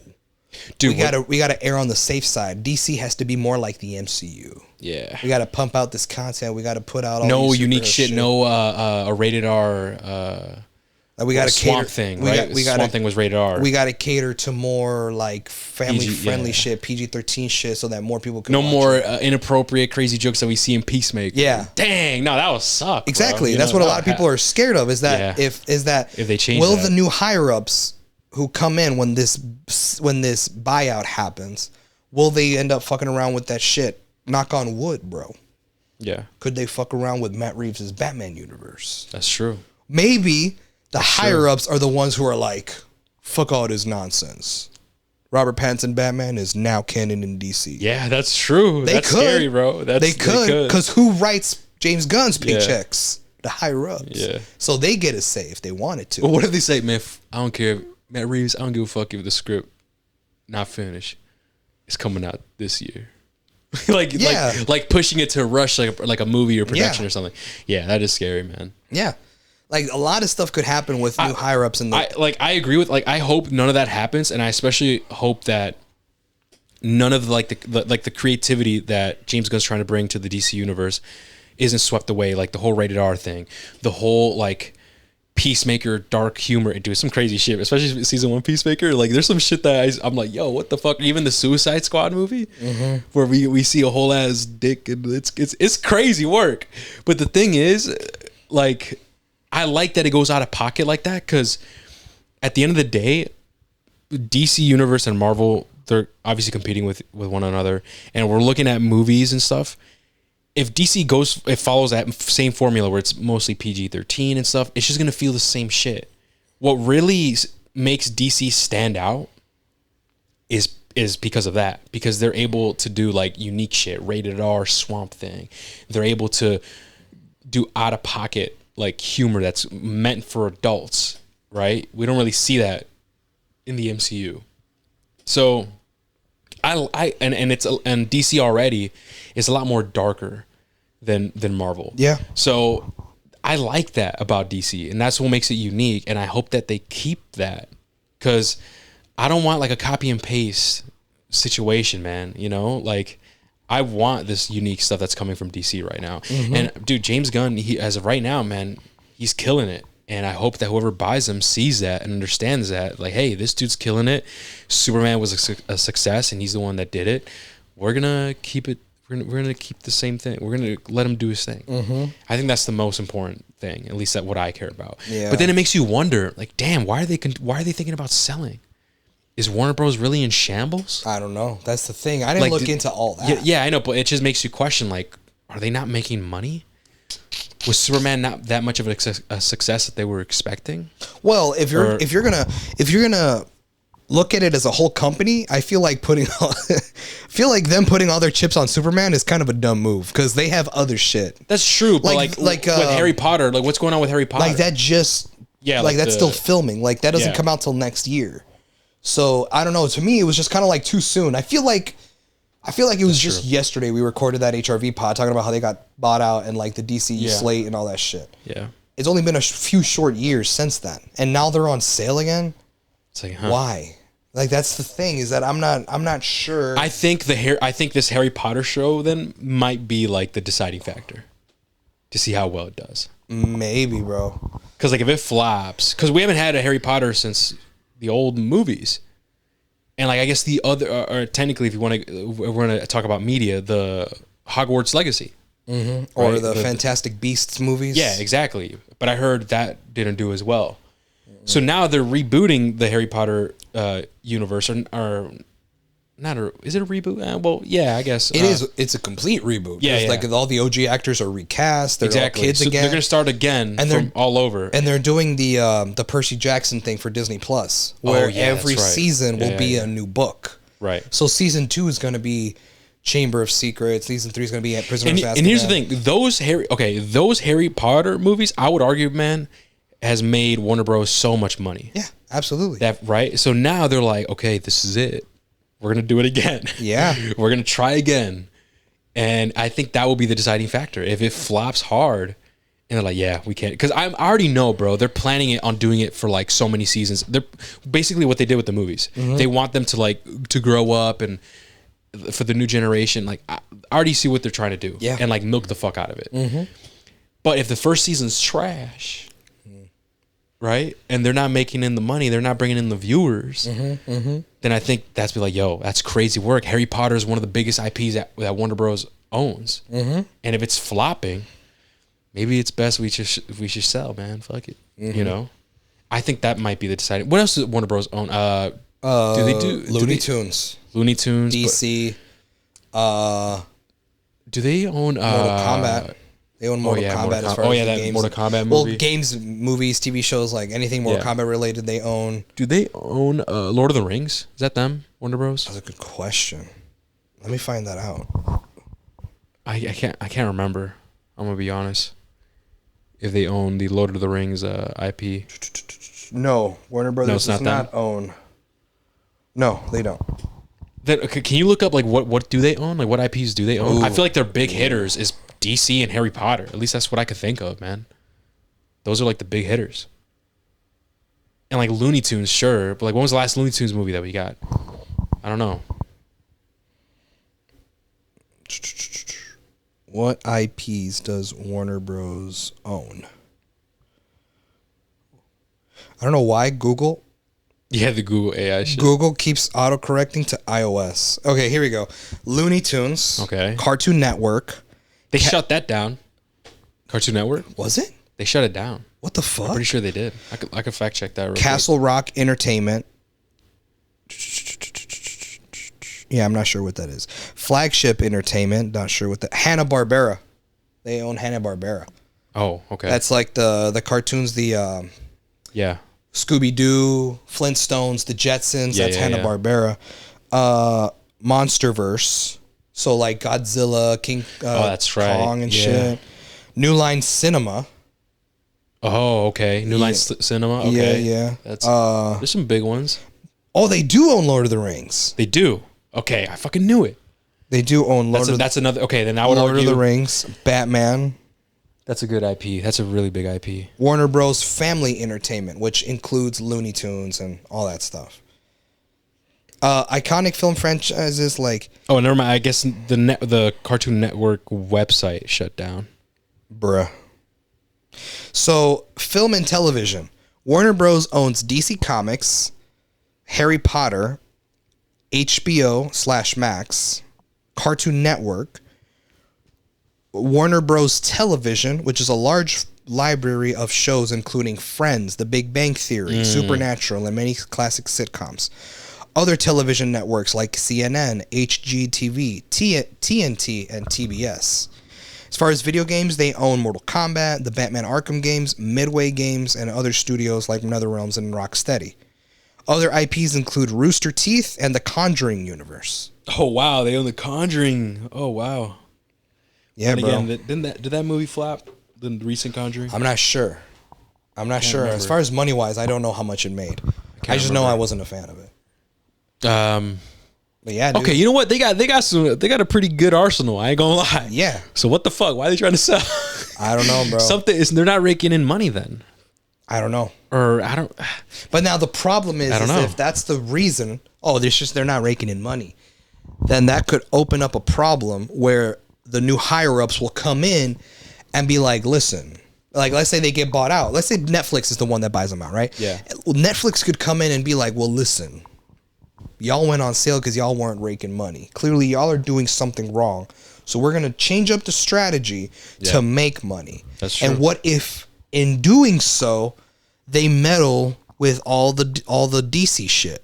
That's true. As a result of that, what if they meddle with like the gaming development with the let's just keep pumping Batman Arkham games. Mm-hmm. But the story ended with Arkham Knight, sir. Back in 20, it doesn't matter. It don't matter. But those made money. What happened to Suicide Exactly. Squad, girl? That. Fuck that. More Mortal Kombat games. More it'd be fire if they made more Injustice games instead.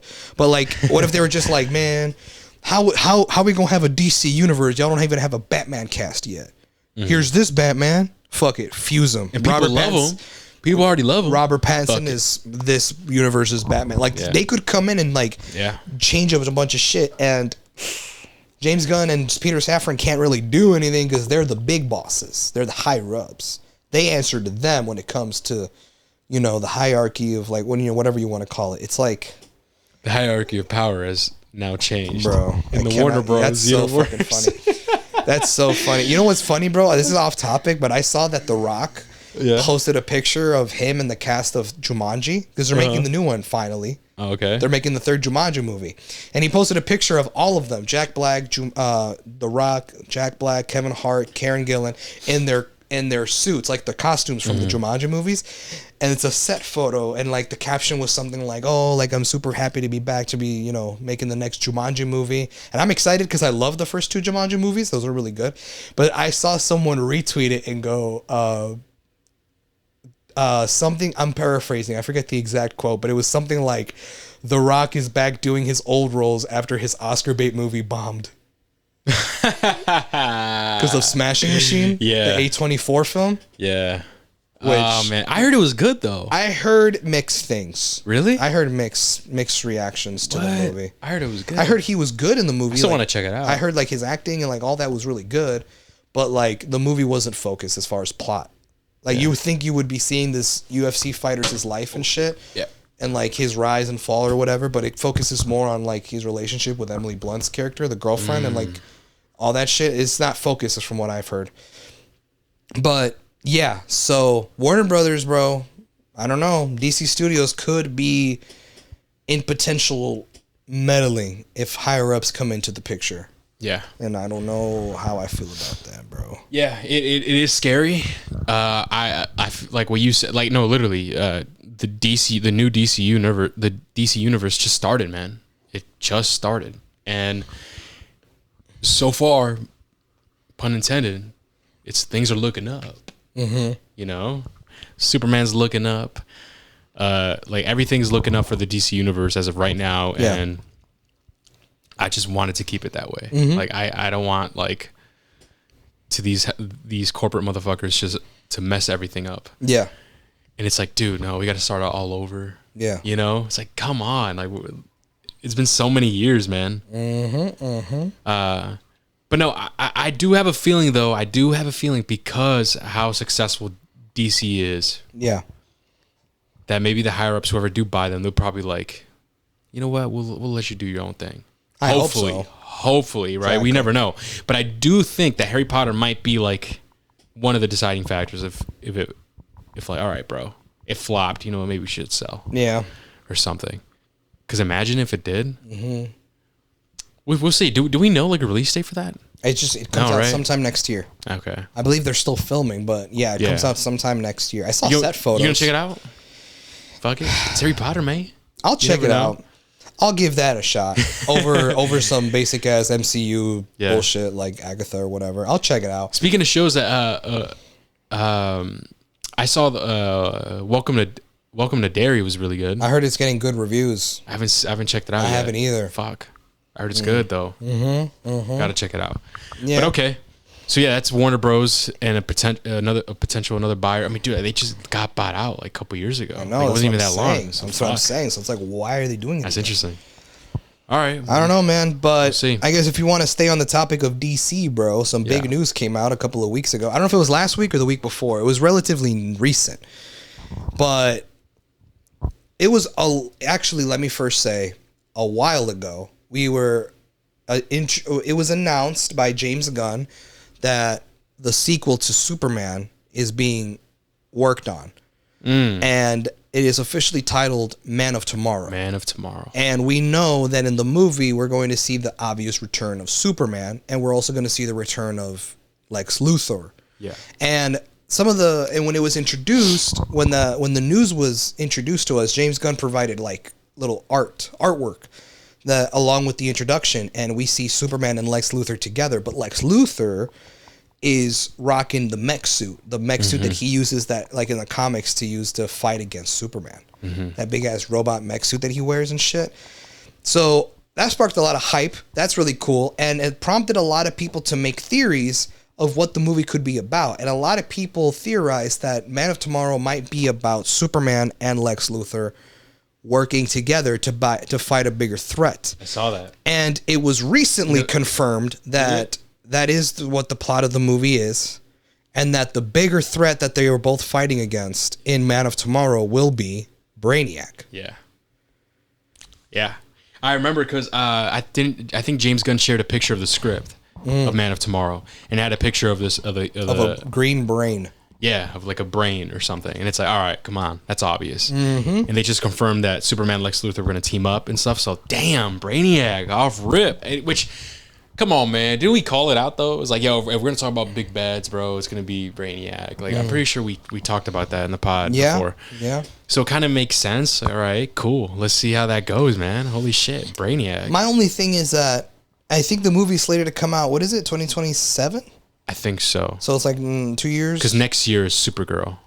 Yeah. So it's looking like it might be slated to come out in 2027. I think it said June or July of 2027. So it's like 2 years from now.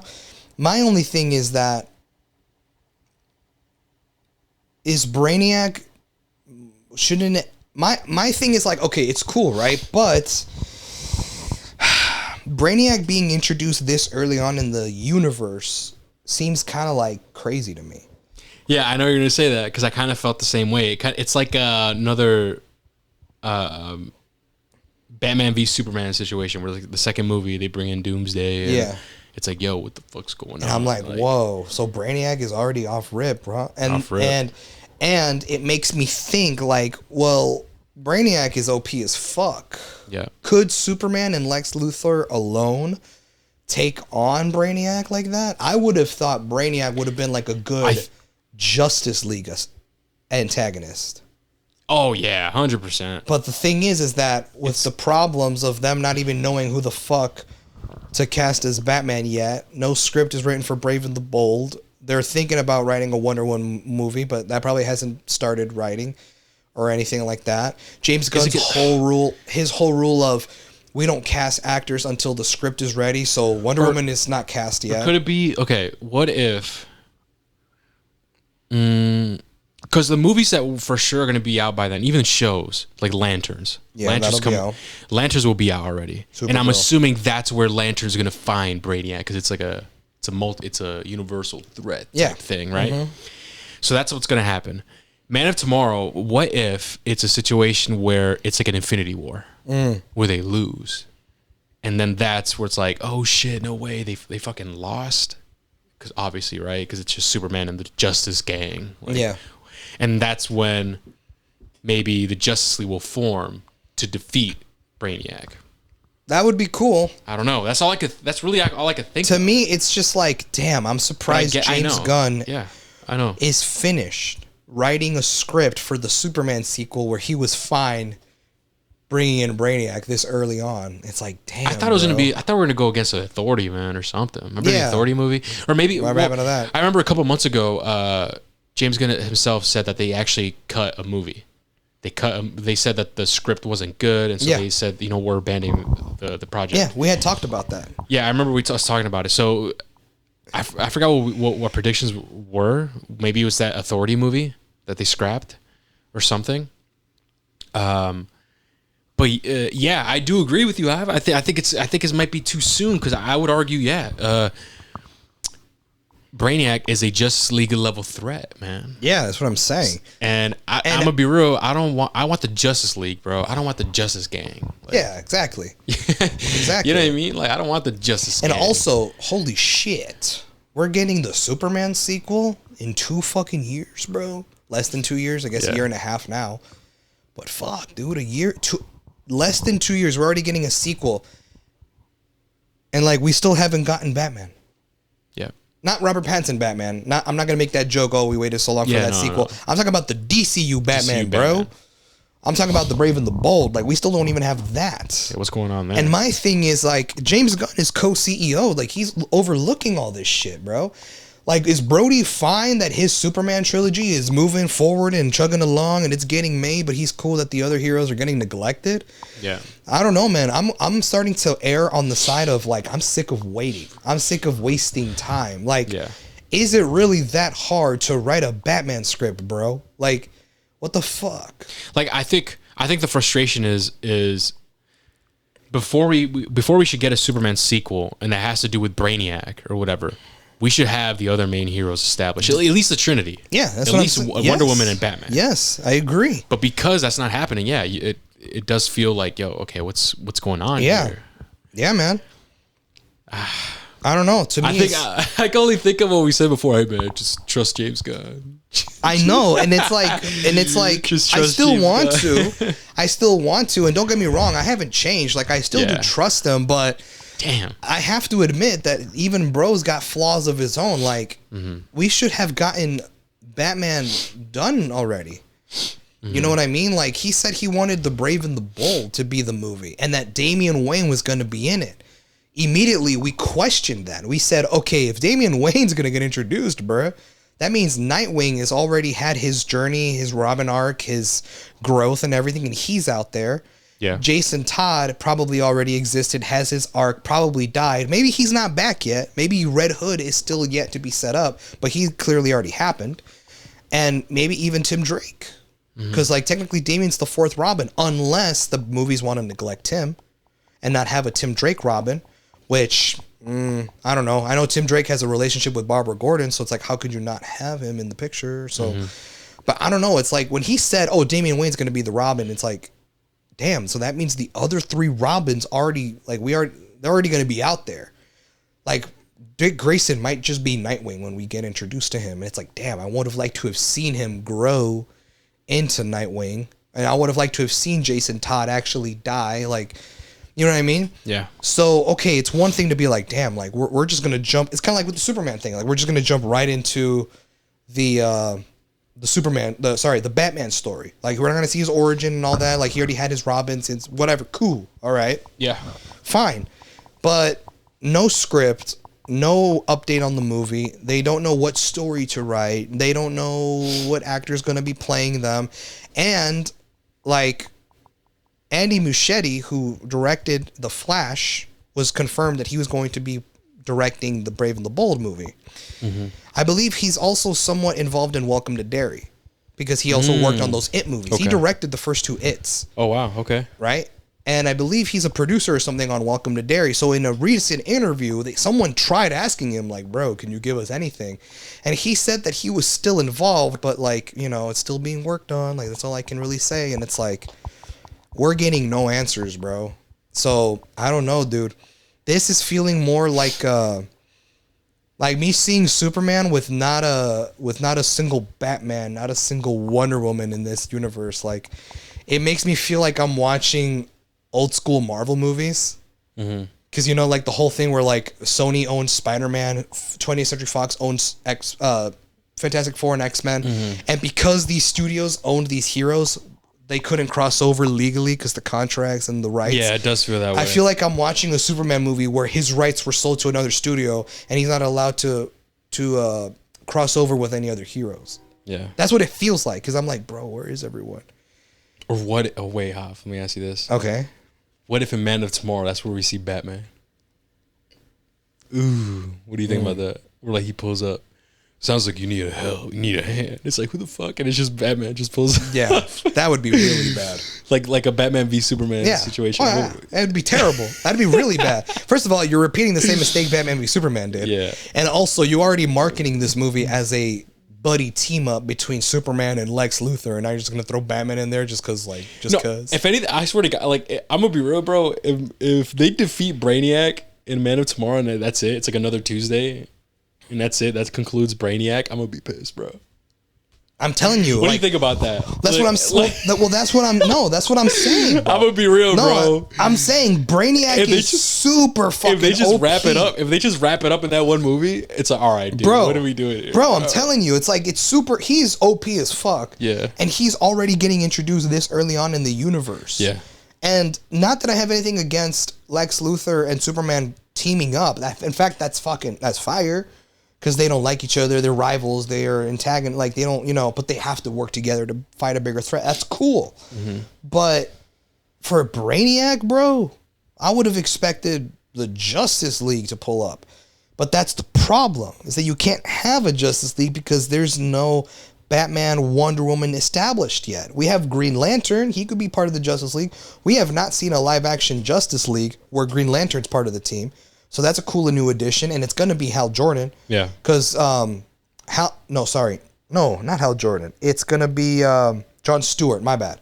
Because Hal Jordan is like the older veteran Green Lantern, and in the TV show they said that he's gonna be much older, and that he's gonna be training he's gonna be training John Stewart to be a Green Lantern. So because he's the younger face, and obviously what do studios want? Younger actors. Yeah. For them to reprise their sequels and shit, they want longevity. Yeah. So John Stewart's going to be the Green Lantern. Cool. But you need, I agree, you need the trilogy. You need Batman and you need Wonder Woman, but they're not even introduced yet. Now, here's the thing. Yeah. Circling back to the original topic, do you think whoever buys out Warner Brothers sees this and goes, James Gunn, I respect we don't cast anyone for the role until the script is done, but Brody, you haven't even started typing on the typewriter. Yeah. Fuck all this waiting. You know what the fans really want. And so what if that's like the meddling that they do? Yeah. That could be one thing. And here's the thing. As much as we say whoever buys out Warner Brothers, they shouldn't mess with anything with DC. They should leave it as is. If they were to make that call, could you blame them? Yeah.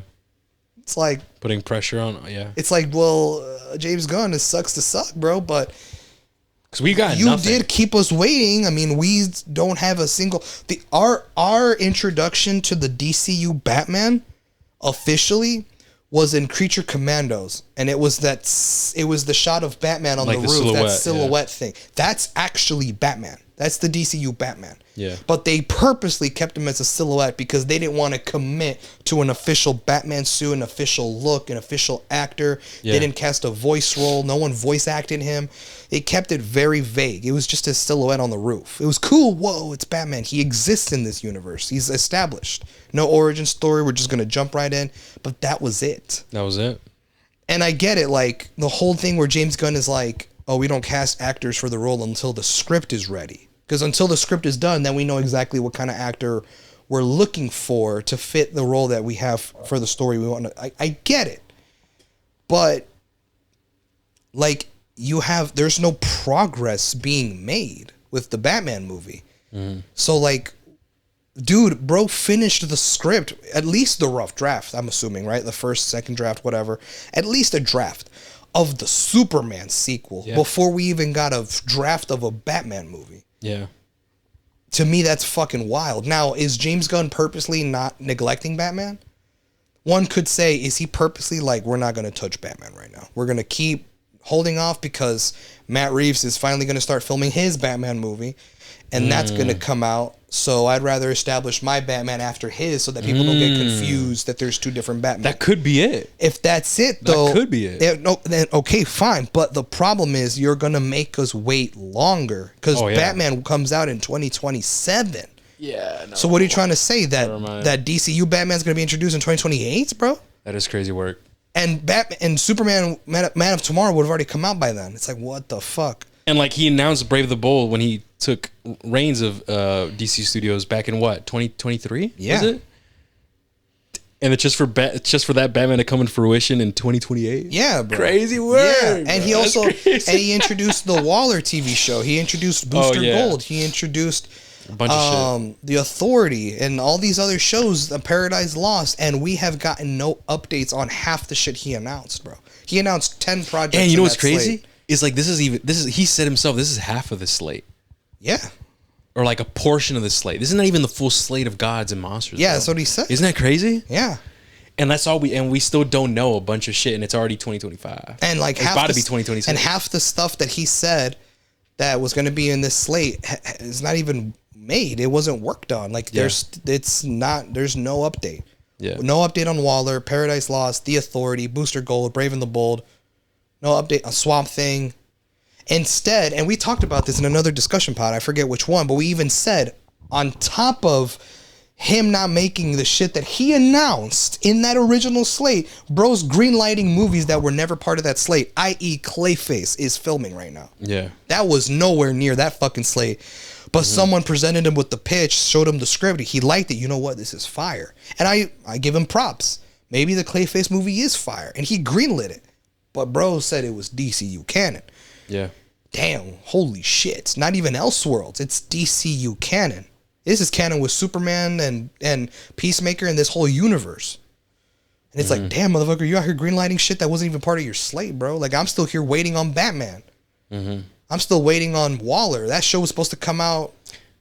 Yeah. I think maybe after Peacemaker season 3, but no update on that yet. I feel like that shit got canned, bro. That's what I'm saying. I feel like it did too. I feel like a bunch of this stuff did. And it's like that kind of comes with the flaw. I feel like we've talked about this before.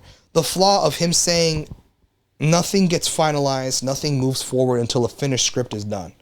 You know, but what's funny is like you're saying that it's a flaw, but I remember back then it's like, dude, that's fire. Yeah. It's fire. I do think it is still fire. It's fire. But I get it. But it's frustrating. It's fire, but the problem is at this point now, I would have expected something. Scripts to be done at this point. Yeah. I would have expected production, pre-production at least, for certain movies and stuff. At least. But because now we've seen that his way is holding a lot of stuff back, like Batman and them. Now it makes me question it. Like, okay. I think he mentioned it before. I'm not sure if it was in the Rolling Stone interview where he said that the reason why he's taking so long with Batman is because like he doesn't want to mess it up. Like, he's trying to figure out how the hell he's gonna do it. Yeah, and he also said that he wants to he said that he wants to write a good story for it because he says like all the good Batman stories I feel like were told in movies before. Yeah. And remember, there was a discussion pod that we did where I said, bro, don't overthink it. Just make a good Batman movie. You don't have to make it into the next Dark Knight Rises. You don't have to make it the next big thing. Like, don't treat it like MCU. Don't treat every movie of yours as it has to be endgame level, over the top spectacle, crazy shit. Like, just make a good Batman movie with a good story. Have have the deeper themes of a father and an estranged son, and have the relationship grow. Like, you can easily make good movies like that. You know what I mean? Like, don't overthink it. I remember mentioning that, and it's like we're just waiting, and there's like a lot happening, and a lot's moving forward, and it's not what we want to see. Or let me rephrase that. I do want to see the sequel to Superman. I liked Superman. The first Superman, what we got this year, it was fire. I loved it, but I would have liked to have seen by now progress on the other stuff that he promised us. And as of right now, we're only got like half the stuff that he announced. That is true. So it's like, fuck, dude. And that's one of those things where I'm saying, if another company, i.e. Netflix, buys out Warner Bros., if they start fucking around with DC because of those reasons, bro, we can't blame them. Mm-hmm. Yeah, it might doom the DC universe again. It might fall into studio meddling. It might fall into victim as what Snyder's universe fell into. Yeah. Might. But at the same time, I can't feel empathy for James Gunn because it's like, bro, you were moving in a way that you promised us these things. Half that shit didn't come to fruition, and you're wondering why these guys are fucking around with your shit. Why the higher-ups are changing up your whole shit. Like, should have given us Batman earlier. Yeah. You should have had a Wonder Woman project in that slate, not Paradise Lost. That's true. Like, yeah, sure, a Paradise Lost. Oh, okay, it's a TV show about Themyscira, about the Amazonian woman. Cool, but of all of the Amazonian women in Themyscira, who's the one that matters most? Mm-hmm. And we don't even see her yet. And they said that it was a time before she was born. So it's like, what do we do? Yeah. Yeah. You know what I mean? So it's like, I don't know, man. So that's really all the thoughts that I have on the Warner Bros. Buyout and what it could happen. I agree with you. If anything else, if there's any other updates, I mean, you know, maybe in a future Cape Shit pod, if we get more updates on certain news, like stuff like this, we'll follow it up. But I don't know, man. We're just going to have to see what happens. If Netflix does buy it out, that's funny. I don't know why. Like, that's crazy shit. Like, I wonder what the fuck they would do. But I still don't understand when they say, like, oh, it'll help us get our movies out in theaters. It's like, what? Why can't you do that now? Yeah. Apple does it. Yeah. At least, well, I guess some of them, some of the movies. Well, I mean, then again, Apple probably makes a fuck ton more money than Netflix. Damn. Because, like, Apple's not a fucking film company. Like, they're known for making the fucking phones and shit. So, I believe as far as, like, the amount of money that a company makes off their products, I believe Apple is like top 3 most profitable companies. So I mean, they're worth billions, literally. So that's probably why they have the money to afford that. That's very true. So moving on to the next topic is something that we said that we would talk about, and that is our thoughts on Spider-Man Brand New Day, based on the set photos and all the different, you know, news and details that we heard about the movie. So I guess first off, the set photos. Hey man, we're going back to practical, baby. What you mean? That looks good, man. That looks fire, bro. There's a lot of really great photos, practical photos. I love the suit. Oh yeah, the suit's really so good. Fire, bro. Suit's really it's really good. A part of me is still like, fuck, bro. If he had the round spider on his back, oh yeah, 100%. That would be perfect. And we talked about this on the HRV pod, but not on Cape Shit. But we said that, at least for me, in my opinion, I think the best live action Spider-Man suit is from Spider-Man Lotus. The fan film. The fan film. I agree. I think that's fire. That's a really, really dope suit. It's really similar actually to the Brand New Day suit, but the only difference really is a spider. The spider on his chest is more smaller and compact. Yeah. He has the round spider on his back. Which I think that's clean, bro. Mm-hmm. That's so clean. But either way, this suit in Brand New Day is fire. Yeah. It's the best Tom Holland suit. For sure. Oh, absolutely. 100%. Dude, I agree, bro, because, like, my thing is, bro, I never, like, understood Marvel's necessity, their, like, urge to just give Tom Holland Spider-Man so many fucking suits, like, for the sake of what, toys, or just because Spider-Man's, like, the shit. Like, I get Spider-Man is, like, the best, the number one hero in the Marvel side. I get it. Yeah. But, like, y'all don't have to, like, give him... Y'all don't have so many fucking suits. Like, I don't know, man. I hate that era of Spider-Man. I'm gonna be honest. Back then, when they were treating him like Iron Man Jr., that whole shit, bro. I hated that fucking era.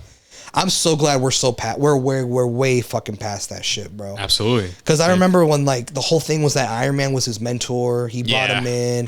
Like, that's cool and all, but I remember, like, people being like, oh my God, like, Spider-Man is like an Iron Man Jr. I hated that shit. Because I feel like Spider-Man is like a disrespect. I'm like, how you don't come at my boy like that? Spider-Man stands on his own as a hero. He doesn't need Iron Man to make him. Like, you know what I mean? Like, Iron Man giving him his teched out suit and everything, like, I don't know. To be honest, I don't know if I was like, you know what I mean? It's funny because a lot of people believe, people that I've talked to, my girlfriend thinks this. I think it's funny. People have told me, oh, you don't like the Tom Holland Spider-Man because Iron Man makes his suit, and his suit is teched out, like that lenses move, and he's got like the all the different gadgets and shit. But you'll play Insomniac Spider-Man, and that suit's exactly the fucking same. It's all tech and shit. And there's a bunch of suits. Yeah. And it's like, well, Peter made it. Yeah. Not a billionaire, playboy philanthropist made it for him. Yeah. I'd rather that Peter engineered his own suit to be super technological. Like, that's fire. If someone just giving him the suit, like, here you go, and like, I don't know. I don't fuck with that personally. But I also just hated that era, bro. I agree. People calling him Iron Man Jr. and like, oh yeah, I didn't like that either. Nah, bro. I like the direction we're going in right now with Brand New Day is fire because we're finally treating him as his own hero. Yep. And the fact that like things look more practical, man. They're out there. They're actually out there filming in the city. Yeah, they're filming in the city. That's why we're getting so much set photos. There was set videos of people like paparazzi and shit recording him, or a stunt double at least, practically web swinging. Yeah. And it's funny because I remember a lot of people were talking about how in interviews, John Watts, who's the guy who directed the Spider-Man trilogy for the MCU, right? Mm-hmm. He said that he thinks practical swinging looks bad. Like when you do that on movie, it looks bad, which is why we CGI that shit. And here he is web swinging practically because the director who's taking on this movie, who's the guy that directed Shang-Chi, he was he's out here practically doing swinging because he probably was like, fuck that. We need to make this real. But here's the thing. This is my only thing. Yes, the suit looks fire. Practical swinging fire, right? But what I don't want, because the MCU does this, I don't know if a lot of people are super analytical like I am, but this is shit that I see and I can't unsee it. A lot of times, bro, you will see like behind the scene videos or whatever, or what, like the filming, and people film a bunch of shit. In these MCU movies, bro, it doesn't have to be Spider-Man, just in general. A lot of shit gets filmed practically, like a lot. And you watch the movie and it's CGI. And it's like, why did they do that? I could have sworn I saw a behind the scenes video that they filmed this scene practically. Now I'm watching it in the theaters. It's the finished product and now it's CGI. I don't understand that. You know what I mean? So yeah, cool. Seeing a practical stunt double swinging practically on, web swinging is cool. But if I go to the theaters and I watch that exact same scene in the theaters and it's a CGI Peter, I'm gonna be like, what was the point of doing it practically? As a stand-in? Like, is it just like a stand-in so that we know how the visual artist should animate it? I don't know. Like, I would have liked to, if you're gonna keep it practical and real, I'd rather you would have kept it practical and real. You know what else I fucking hate? Yeah. Far From Home. Okay. The one with Mysterio. They give fucking Tom Holland this red and black Spider-Man suit. Yeah. And I'm like, that's a fire color scheme. I hate the white spider on his back, but whatever. Red and black, fire combination. And in the movie, the third act, when he's fighting against Mysterio in the third act, like on that bridge shit. Yeah. He's fighting and he's going through, like, he's getting beat up and there's a bunch of explosions and all this bullshit that his suit takes battle damage. The battle damage is CGI. Yeah, that's terrible. Like, what the fuck? Like, you couldn't just make a battle damage suit, bro? How many millions of dollars are you putting into this film? Yeah. You couldn't have the costume designers be like, hey, now make a battle damage suit of these X, so that's going to be for the scene that we film in the third act when he's fighting against Mysterio. Like, bro, when I look back to like the Tobey Spider-Man movies, bro, like his when he was suit, fighting Green Goblin, like his suit being ripped up, the broken badass, lenses, bro. Like that was practical. That was badass, bro. When you see Far From Home, like the smoke, like the shit that looks burnt because like he's going through fire and shit, that damage on his suit, bro, is practical. Because when you see photos like behind the scenes and when they were filming that exact same scene, bro, the suit's clean. Yeah. like brand new mint clean condition suit. That makes sense. So that means that all that battle damage, all that burnt like marks on his suit is all CGI in post, and it's like, what the fuck? What's the point? Yeah. So I hate that Marvel does that, bro. I hate that they result in CGI for everything because it's easier, and it's like, no, bro, you need to commit to making shit look real and practical, and if that means keeping the dude that's swinging practical, you have to keep it practical. Use your camera tricks to make it look real so it doesn't look like he's on wires. Clunky, yeah. Yeah, like make it look good. And here's the thing. A lot of people are going to come at me because, bro, what the fuck? Like, Sam Raimi used CGI in his Spider-Man movies all the time. You're right. But they at least one looked polished enough to look real. Mm-hmm. The CGI never looked noticeable. When he's swinging through the city and shit, it looked good. And like that was almost like what, 24 years ago, bro. Like, yes. Come on, man. Like, yes. Now, like, and it's like now, well, the CGI doesn't look as polished. Sometimes it looks noticeable. Sometimes it's like, what the fuck, you know what I mean? It's just like, I don't know. Yeah, I did see like a set photo of like either Tom Holland or whoever, the stunt guy or whatever, doing like an actual pose midair as like what a Spider-Man would do. Yeah. That was badass. Yeah. And it's like, dude, we're going practical. And I think there's a lot of hype because the suit looks fire. Mm-hmm. Is the best Tom Holland suit that we've gotten. Absolutely. Ever. And things are looking practical. Mm-hmm. And we know that it's taking place after nobody knows who he is. And so we're getting like the real, true Spider-Man street level hero. Exactly. Absolutely. Because of all of these different things, that is what's generating hype. A lot of people are like, yo, this is so fucking cool. Yeah. And I'm hyped for it, bro. I'm not going to lie. This is one of those Marvel movies that I'm actually looking forward to. Yeah, I am too. And because it's practical, and I guess we could confirm some scenes are practical, it's because later on, it was reported that Tom Holland got into an accident. Yeah. Whoa, what's going on, man? Yeah, he got a concussion. Yeah, he got into an accident. And I remember we talked about it in the group chat, like, oh shit, that sucks. Hopefully Tom Holland like recovers. But that shit low-key badass, because that means this shit practical, bro. That means the shit that they're doing, they're actually doing this shit, bro. Dude, and I just hope when we see the finished product in theaters, it looks that way. It looks that way, absolutely. Hell yeah. And that might sound like an asshole. So I was like, hey, man, speedy recovery, Tom Holland, but this shit lit as fuck. It's practical. So hopefully he's okay now. I don't know what the update is. I remember just seeing that he did get hurt. He's back in filming. He's back? Okay. Yeah, he's been good, yeah. He had to take a break from filming for like a couple of days. But then after that, he went back on the set and he's doing his thing. Like I'll give him respect, man. He's out here doing his own stunts then. At least some of them. I'm assuming there's some stunts that he can't do. Dude, the dude's very athletic. He's very acrobatic. Yeah. Like he knows how to move. I'm sure. I think I did see him like do like his own backflips and stuff. Yeah, like he's really acrobatic, and that's cool. And it just makes you wonder, like, why would you CGI this man? This dude knows how to do acrobatic shit. It's one of those things, bro, where like, hey, if you break a leg, we can't film for 8 months. You know, we can't film for so long if something actually happens to you. Yeah, that's what it is. But either way, man, I'm looking forward to it. Mm-hmm. I respect Tom Holland for doing his own stunts. At least I'm sure there's some that he doesn't, but you know, like the stuff that he is doing, that's so cool. The suit's fucking cool. Yeah. And that's all I can really say, man. I'm looking forward to it. Yeah. We're getting this street level hero Spider-Man that we should have gotten. Mm-hmm. I'm excited too, bro, but I also have my worries. Oh yeah. Always. Do you know? Do you have the same? Do you have any worries? Do I have any worries? I mean, I think the reason why I don't bring it up is because I think that's how I feel about everything now. That's facts. I think about every movie project that comes out, or I always have a worry. Sure. And I feel like that's such a default thing that I don't really bring it up. Yeah, I get you. Sure, of course, you're always going to be worried. My worry, bro, is that there's a bunch of shit I feel like is going on in this movie. And I just don't know what's the story they're trying to tell. Because I feel like this movie, bro, is like kind of crowded. I don't know if you ever noticed. Okay. Because we have Spider-Man, obviously.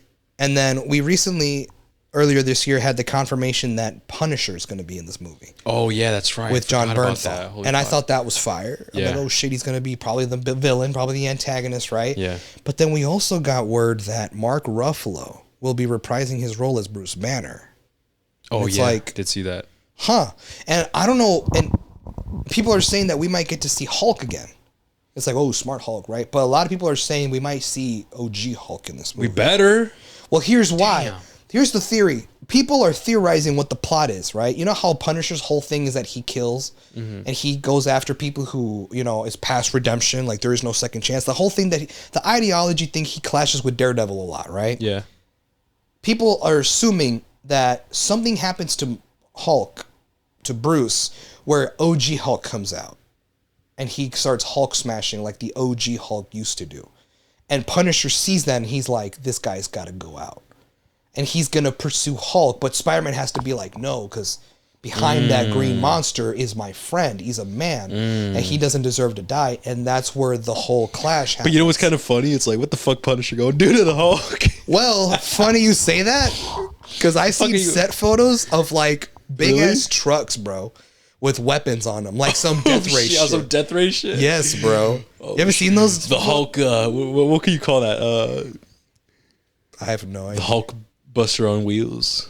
Buster on wheels. The Hulk truck. The Hulk truck. Hulk death trap.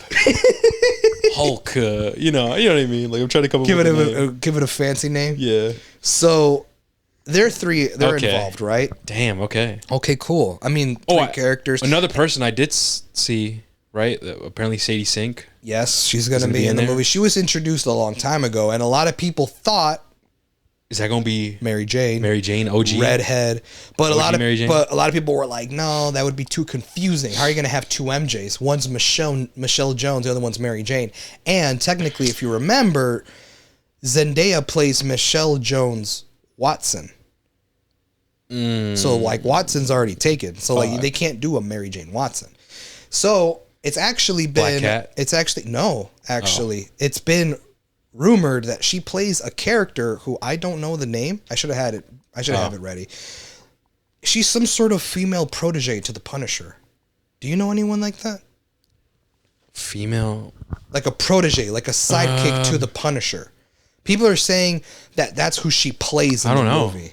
I'm not familiar with that. I can maybe see if I can find it. Yeah, if you want to like look up like, hold on, rumors on who Sadie Sink plays in Brand New Day.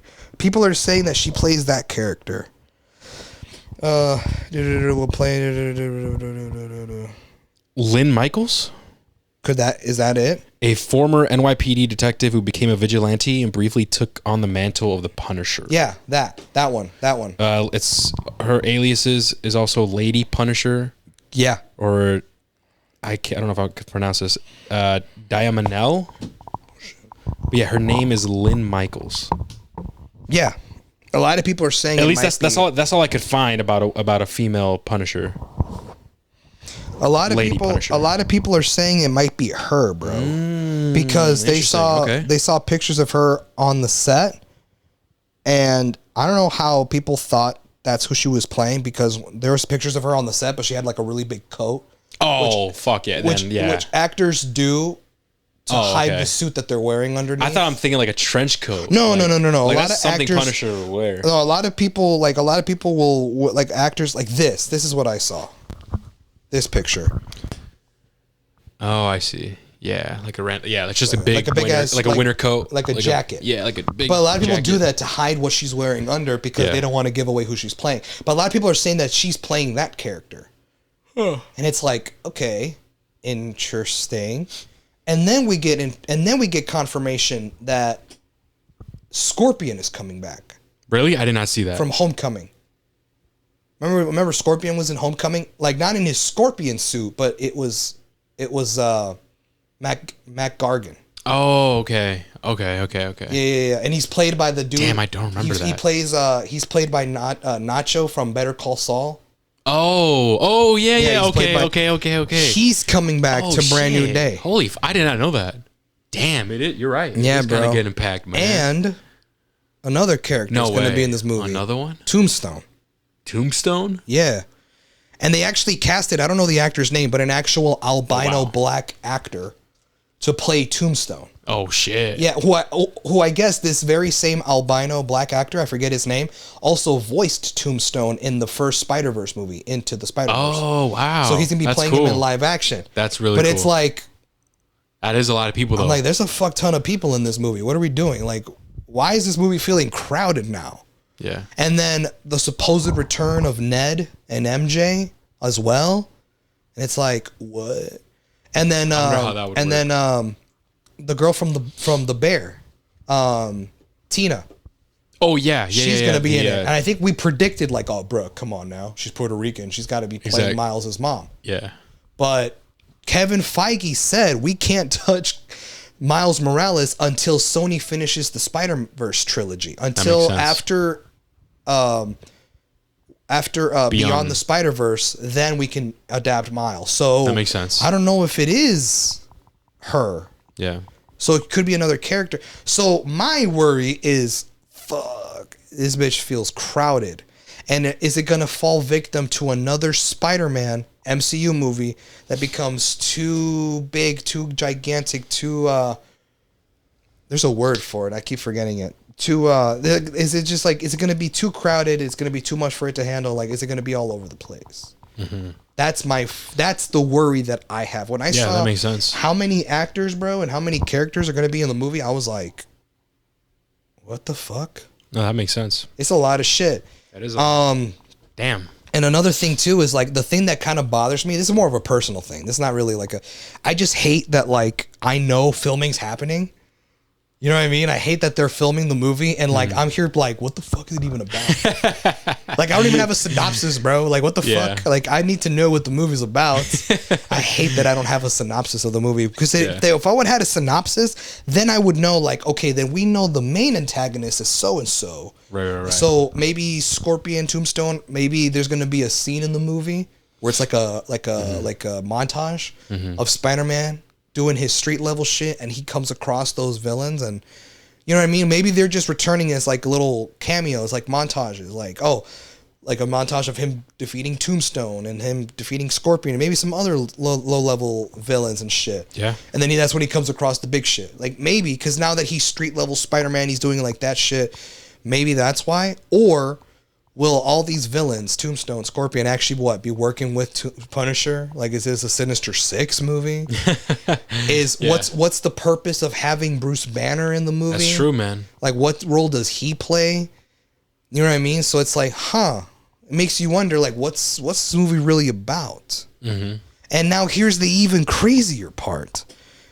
It was announced earlier this fucking week, bro, that Sadie Sink's character in Brand New Day, who, keep in mind, we don't know who she's playing, by Deadline. Okay. She's in Secret Wars. Whoa. Yes. Reported by Deadline. She's in Secret. Okay, then she has to play like a big role then. Or like a big character. Mm-hmm. That's going to be... Who though? Yeah, I don't know. You see what I mean? That's the thing. A lot of people keep throwing out Mayday Parker. Oh, what? Like Peter and Mary Jane's daughter. Yeah. Who is a Spider-Man, but that would once again make this into some sort of multiversal movie. Yeah, exactly. And we already said that we didn't want that. So if that's the case, it's gonna be like, bro, how are you gonna have Peter's daughter look the same age as Peter in this movie? Like, where did she come from? Yeah, that's yeah, that's true. I don't think I would like that. But dude, yeah, it was announced. It was reported by Deadline. Sadie Sink's character, who is still unnamed, we don't know who this bitch is going to be in Secret Wars, bro. Confirmed. Yeah, then that means that she has to be like a big hero or something. Someone, dude, some big deal character. But like, who? What the fuck? I don't know. We just gotta wait, cowgirl. Did we get like a release date or we know the Spider-Man 2027. Brand New Day? Brand New Day, yeah. No, it's next year, bro. Next year? July. Oh, shit. It's July, bro. Oh, shit. That's going to be fun. It's July. I know it's coming up, but like... It's coming up. It's coming up. It's like... I'm like, what the fuck is this movie about, bro? I don't know, man. But... Okay. At the end of the day, man, like I'm looking forward to it, man. I'm not gonna lie. Like, Out of every single Marvel movie, I'm looking forward to it. I do agree with you. It does seem a bit crowded, but then again... I felt that same way with Superman, and I felt like I didn't feel it as much as how I felt with, like for example, like Batman v Superman when that felt overcrowded. I feel like Superman, they did it. James Gunn did it in a way where it didn't feel that way. So maybe, obviously, it's not James Gunn doing it, but maybe this movie will kind of feel that way as well. I don't know. We could only wait and see. But you mentioned Secret Wars, and I kind of let's talk about real quick about Doomsday, and that apparently I had that as a topic. Did you go ahead? Go ahead. Oh, you want me to take it? Well, okay. It's that apparently. Well, no, it is confirmed. It is confirmed now. I think What? that we're getting our first trailer of Doomsday, and they're gonna show it first when Avatar, Ash and Fire. Yes. Ash and Fire. They're gonna show it there. Yeah. Our first trailer as one of the Doomsday. previews that start before that plays before the movie. Speaking of that, we already got our tickets. We're there. Not only are we hyped for Avatar because we actually like Avatar a lot. Yeah. But come on now, this is just like icing on the cake. If this rumor's true, we gonna be there. Oh shit, dude, and we have gonna be seats. crazy. Yeah, man. And that's gonna be crazy. Yeah, bro. Because I believe filming finished. Yeah. And they said that isn't that next year too? Yes, but it's all the way in December.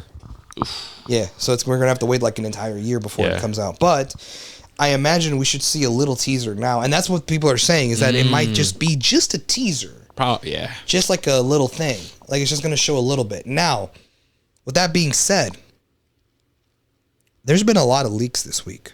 No. For Doomsday. Are you serious? I swear to God. Like about the movie itself, like the yes. the plot and no. Like pictures and supposed rumors. Oh, okay. And here's the thing. First, I see a lot of the ops reporting on a leak. And this leak is the leak of a supposed description of what the Doomsday trailer is going to be. Now, my thing is like, how do you know this is real? Yeah. It's not an actual trailer. It's like a description. So it's words. Like it's the description of what the trailer shows. Yeah. But my thing is like, I don't know if that's real though.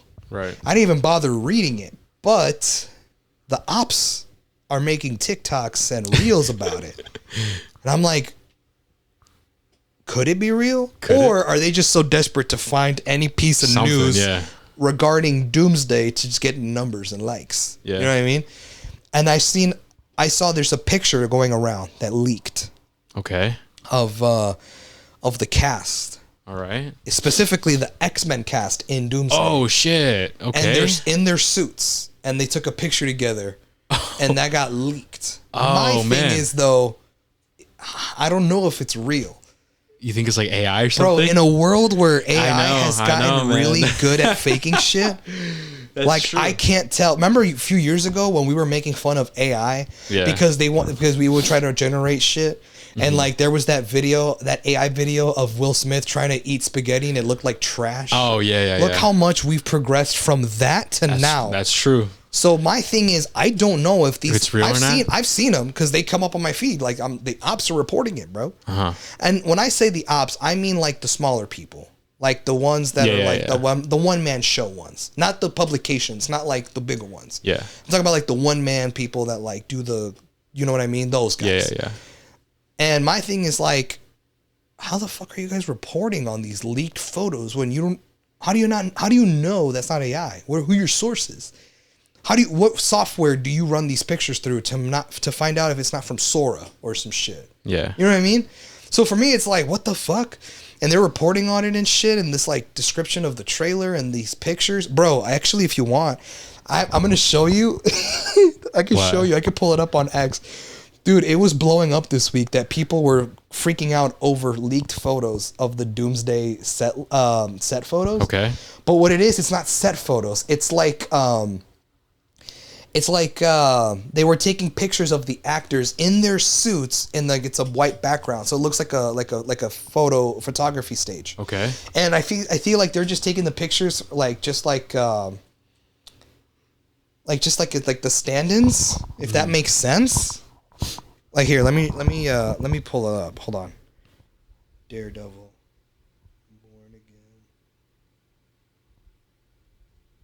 So like, hold on, if I could pull this. Oh shit, man, you're seeing a bunch of shit, man. I don't be seeing any of that. Yeah, dude.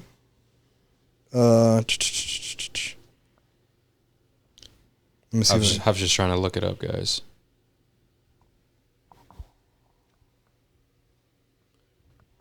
He's still looking. Oh man. Yeah, I know. I'm just stretching, guys. Dang, it's been a minute since we done a pod, man. How long is this going for? 2:23. Holy crap!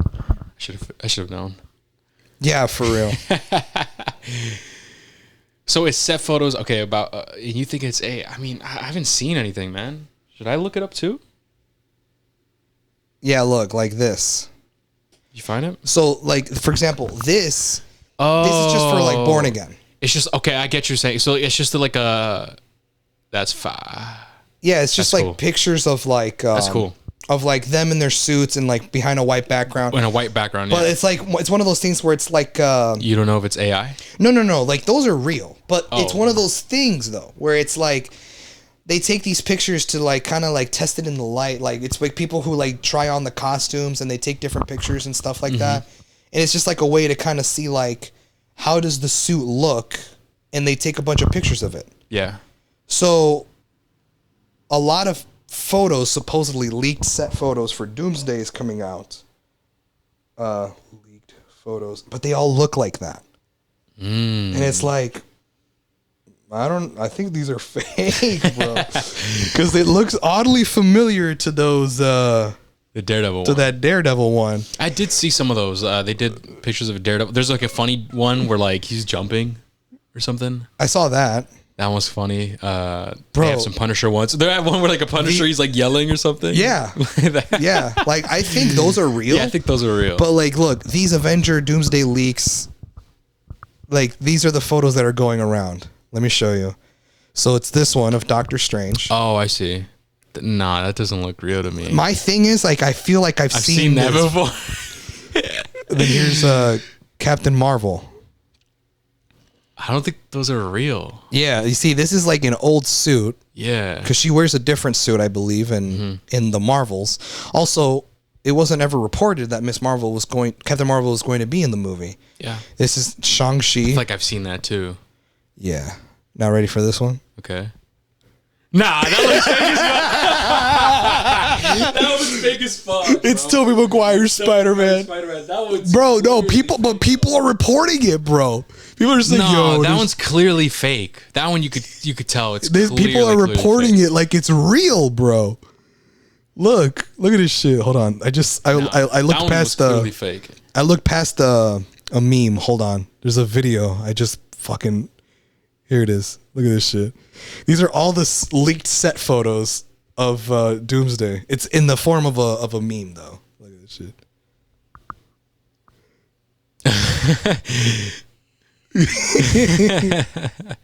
It's like, bro, there's no way this shit's real. Like, what? Yeah, it's just a J. Jonah. And this photo went around, too. No, that one's fake, too. Yeah, like... They don't look real. And that's my thing, bro. It's like... basically, guys, it's just the actors in their suits with like a white background. They did that for Daredevil. So if you look at the Daredevil ones, those are real. So look at those and just picture other characters like Captain Marvel, Tobey Maguire's Spider-Man, basically in that type of similar format. But you could tell they're not real. They don't look real to me. Yeah. Especially that Tobey one. That Tobey one for sure was not real. The other ones, they almost seem real, but like what you said, like I feel like we've seen them before. Like we've seen those pictures or those stills before. Yeah. And they just crop the background and they just paste a white background. Yeah, like, and people are posting these pictures like they're real. Yeah. Nah. And look, That's crazy. This is the supposed leaked photo of the X-Men cast, but again, I just don't know if it's real though. It's kind of blurry though. Hold on, let me see if I can find a clear photo. If not, I'll just show you the one that I just pulled up. Hold on. Is this it? No. Okay, fuck it. I'll just bring this one up. It's a little blurry, but... So it's the X-Men you said? Oh, okay. That one just came out like a day or two ago. This This doesn't look real to me. It's like it's a photo of them.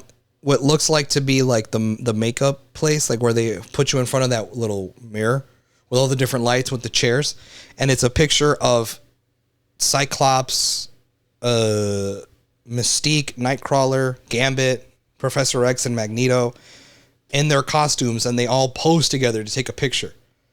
The reason why I'm not leaning towards it's real is because, one, AI can really make anything look real, right? My other thing is, for as secretive as Marvel can be with their leaks and stuff, like They wouldn't let this out. I don't think this is real. that's what I'm saying. I feel like they wouldn't allow them to just take a picture in their fucking suits, bro. And you know, in the risk that something like this would happen, a leak. This doesn't look real because, like, look at Cyclops' hand. Cyclops' hand looks weird. Like, it looks too big or like altered. Do you see that? Yeah. And then, like, if you look at the bottom of their like the shoes, there's no shadow of like their shoes, or at least the one that's crossed. I don't know.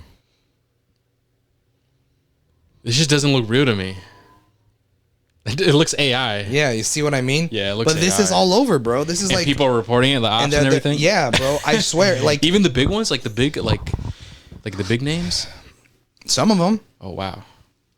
That And doesn't look- I'm just like, there has to be some tech where, like, you could submit a photo and it'll tell you, yeah, this is AI generated. I feel like what there has to be. There has to be some type of tech. But that does not look real. I'm gonna be shocked if it is real. no, yeah, I would too. No way. That doesn't look I'm real. telling to me. you, bro, for as secretive as Marvel Studios can be with these Avengers movies and stuff, I feel like they wouldn't let something like that slide. They'll immediately take it down, like copyright strike it. That's true. A lot of times that would happen. Yeah. Now, all these photos going around and they're not being taken down.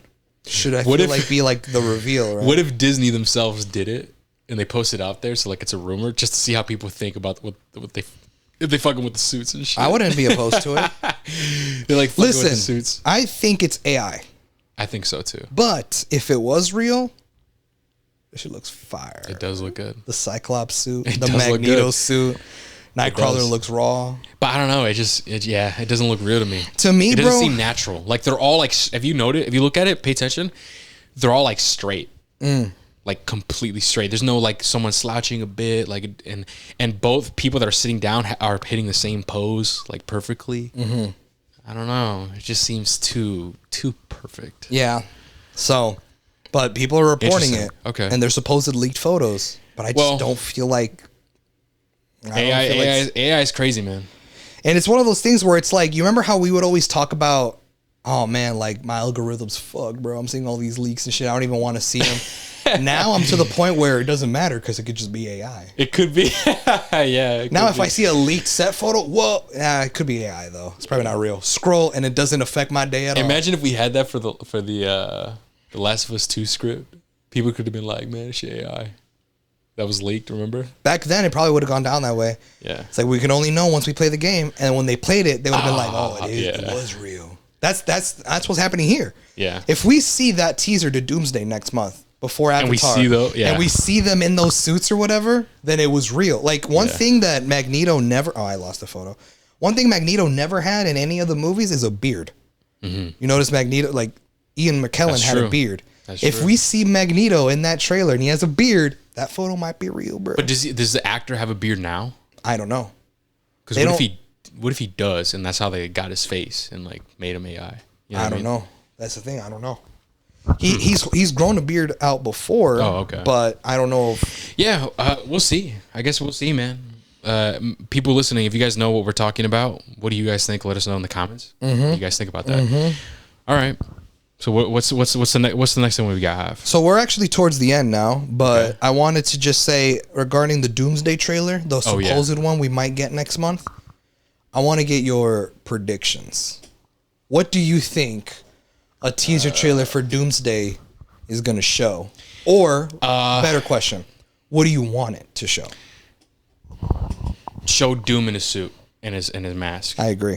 I think that's the main thing. I feel like I feel like if they wanted to build a hype, that's the last shot they show. Yeah. Before the title. I think that has to be a must for me, man. Like I need to see that. Like sure, in Fantastic Four, we saw the like back, the back, but it's a glimpse of. But no, I want to see the full suit and like his mask. 100%. That's exactly what I want to see. In terms of what else I would like to see or like predictions, I don't know. Maybe him. That's a good. Do you think it'll take place? You think it'll show like taking place right after Fantastic Four? I'm not sure. Maybe that could be a thing. I wouldn't mind some shots of the heroes, especially the X-Men characters. Oh yeah, that'd be cool. Because then that would give us our first glimpse of like, yo, so that's what Cyclops is gonna look like. The suit looks fire or whatever, right?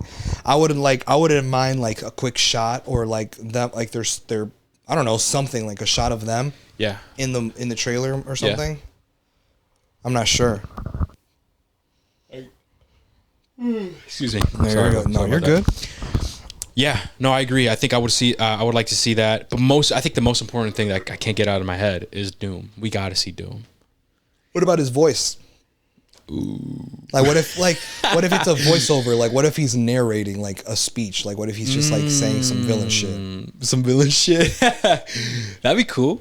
I mean, that'd be really cool. I just hope it sounds menacing and like believable, and I hope I don't hear Iron Man. Yeah, that's what a lot of people are saying. I hope I don't hear Tony Stark. It's like, all right, buddy. Like, so I just hope it's like you could feel his presence, man, and like his voice matches that. Yeah, that's what I'm hoping for. By the way, while we're on the topic, did you see that picture of Doctor Doom that was going around? No. There's a picture of Doctor Doom? So I guess overseas, I forget where, Doctor Doom, Doomsday. There was a convention that was happening overseas, bro. And I guess there was a picture of Doctor Doom in like a poster or something.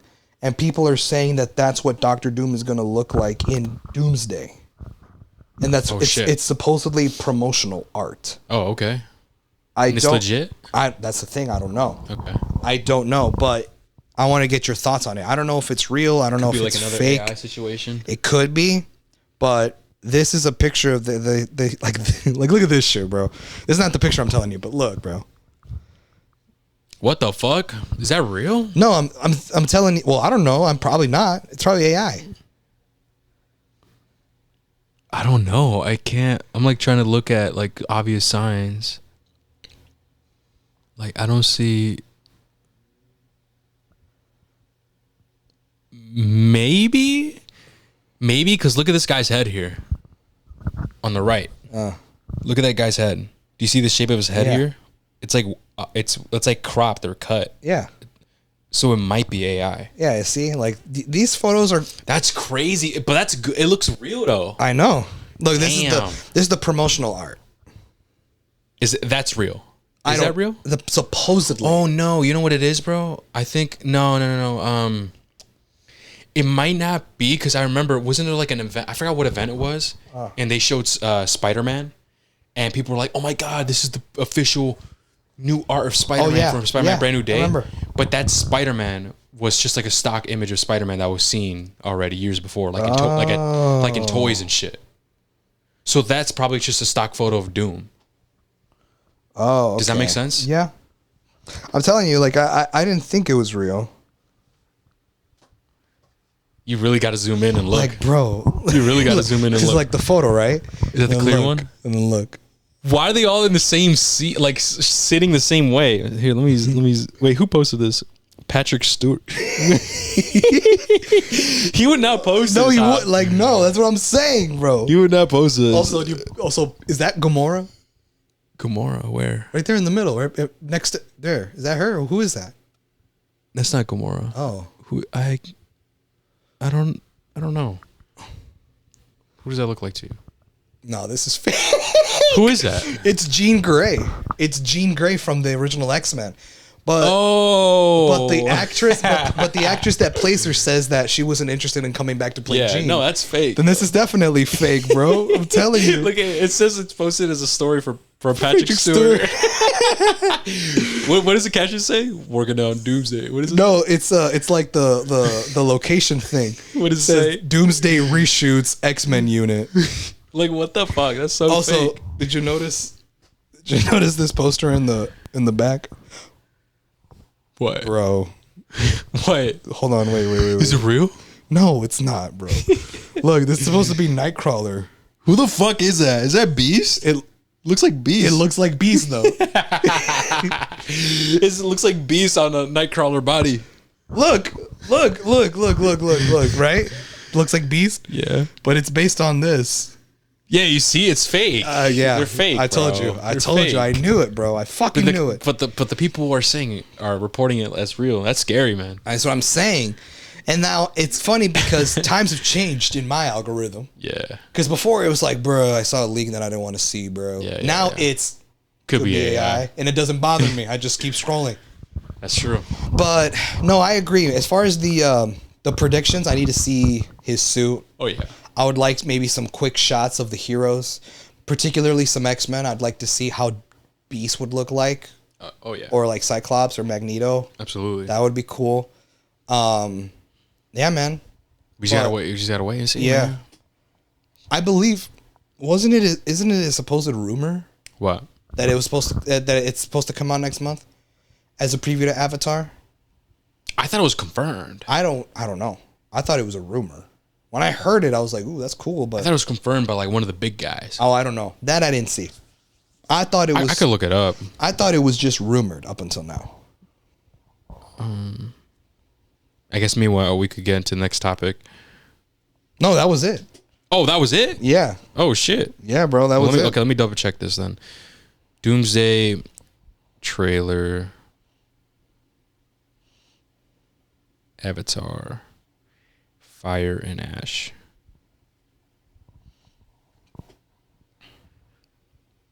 I could have sworn it was confirmed, bro.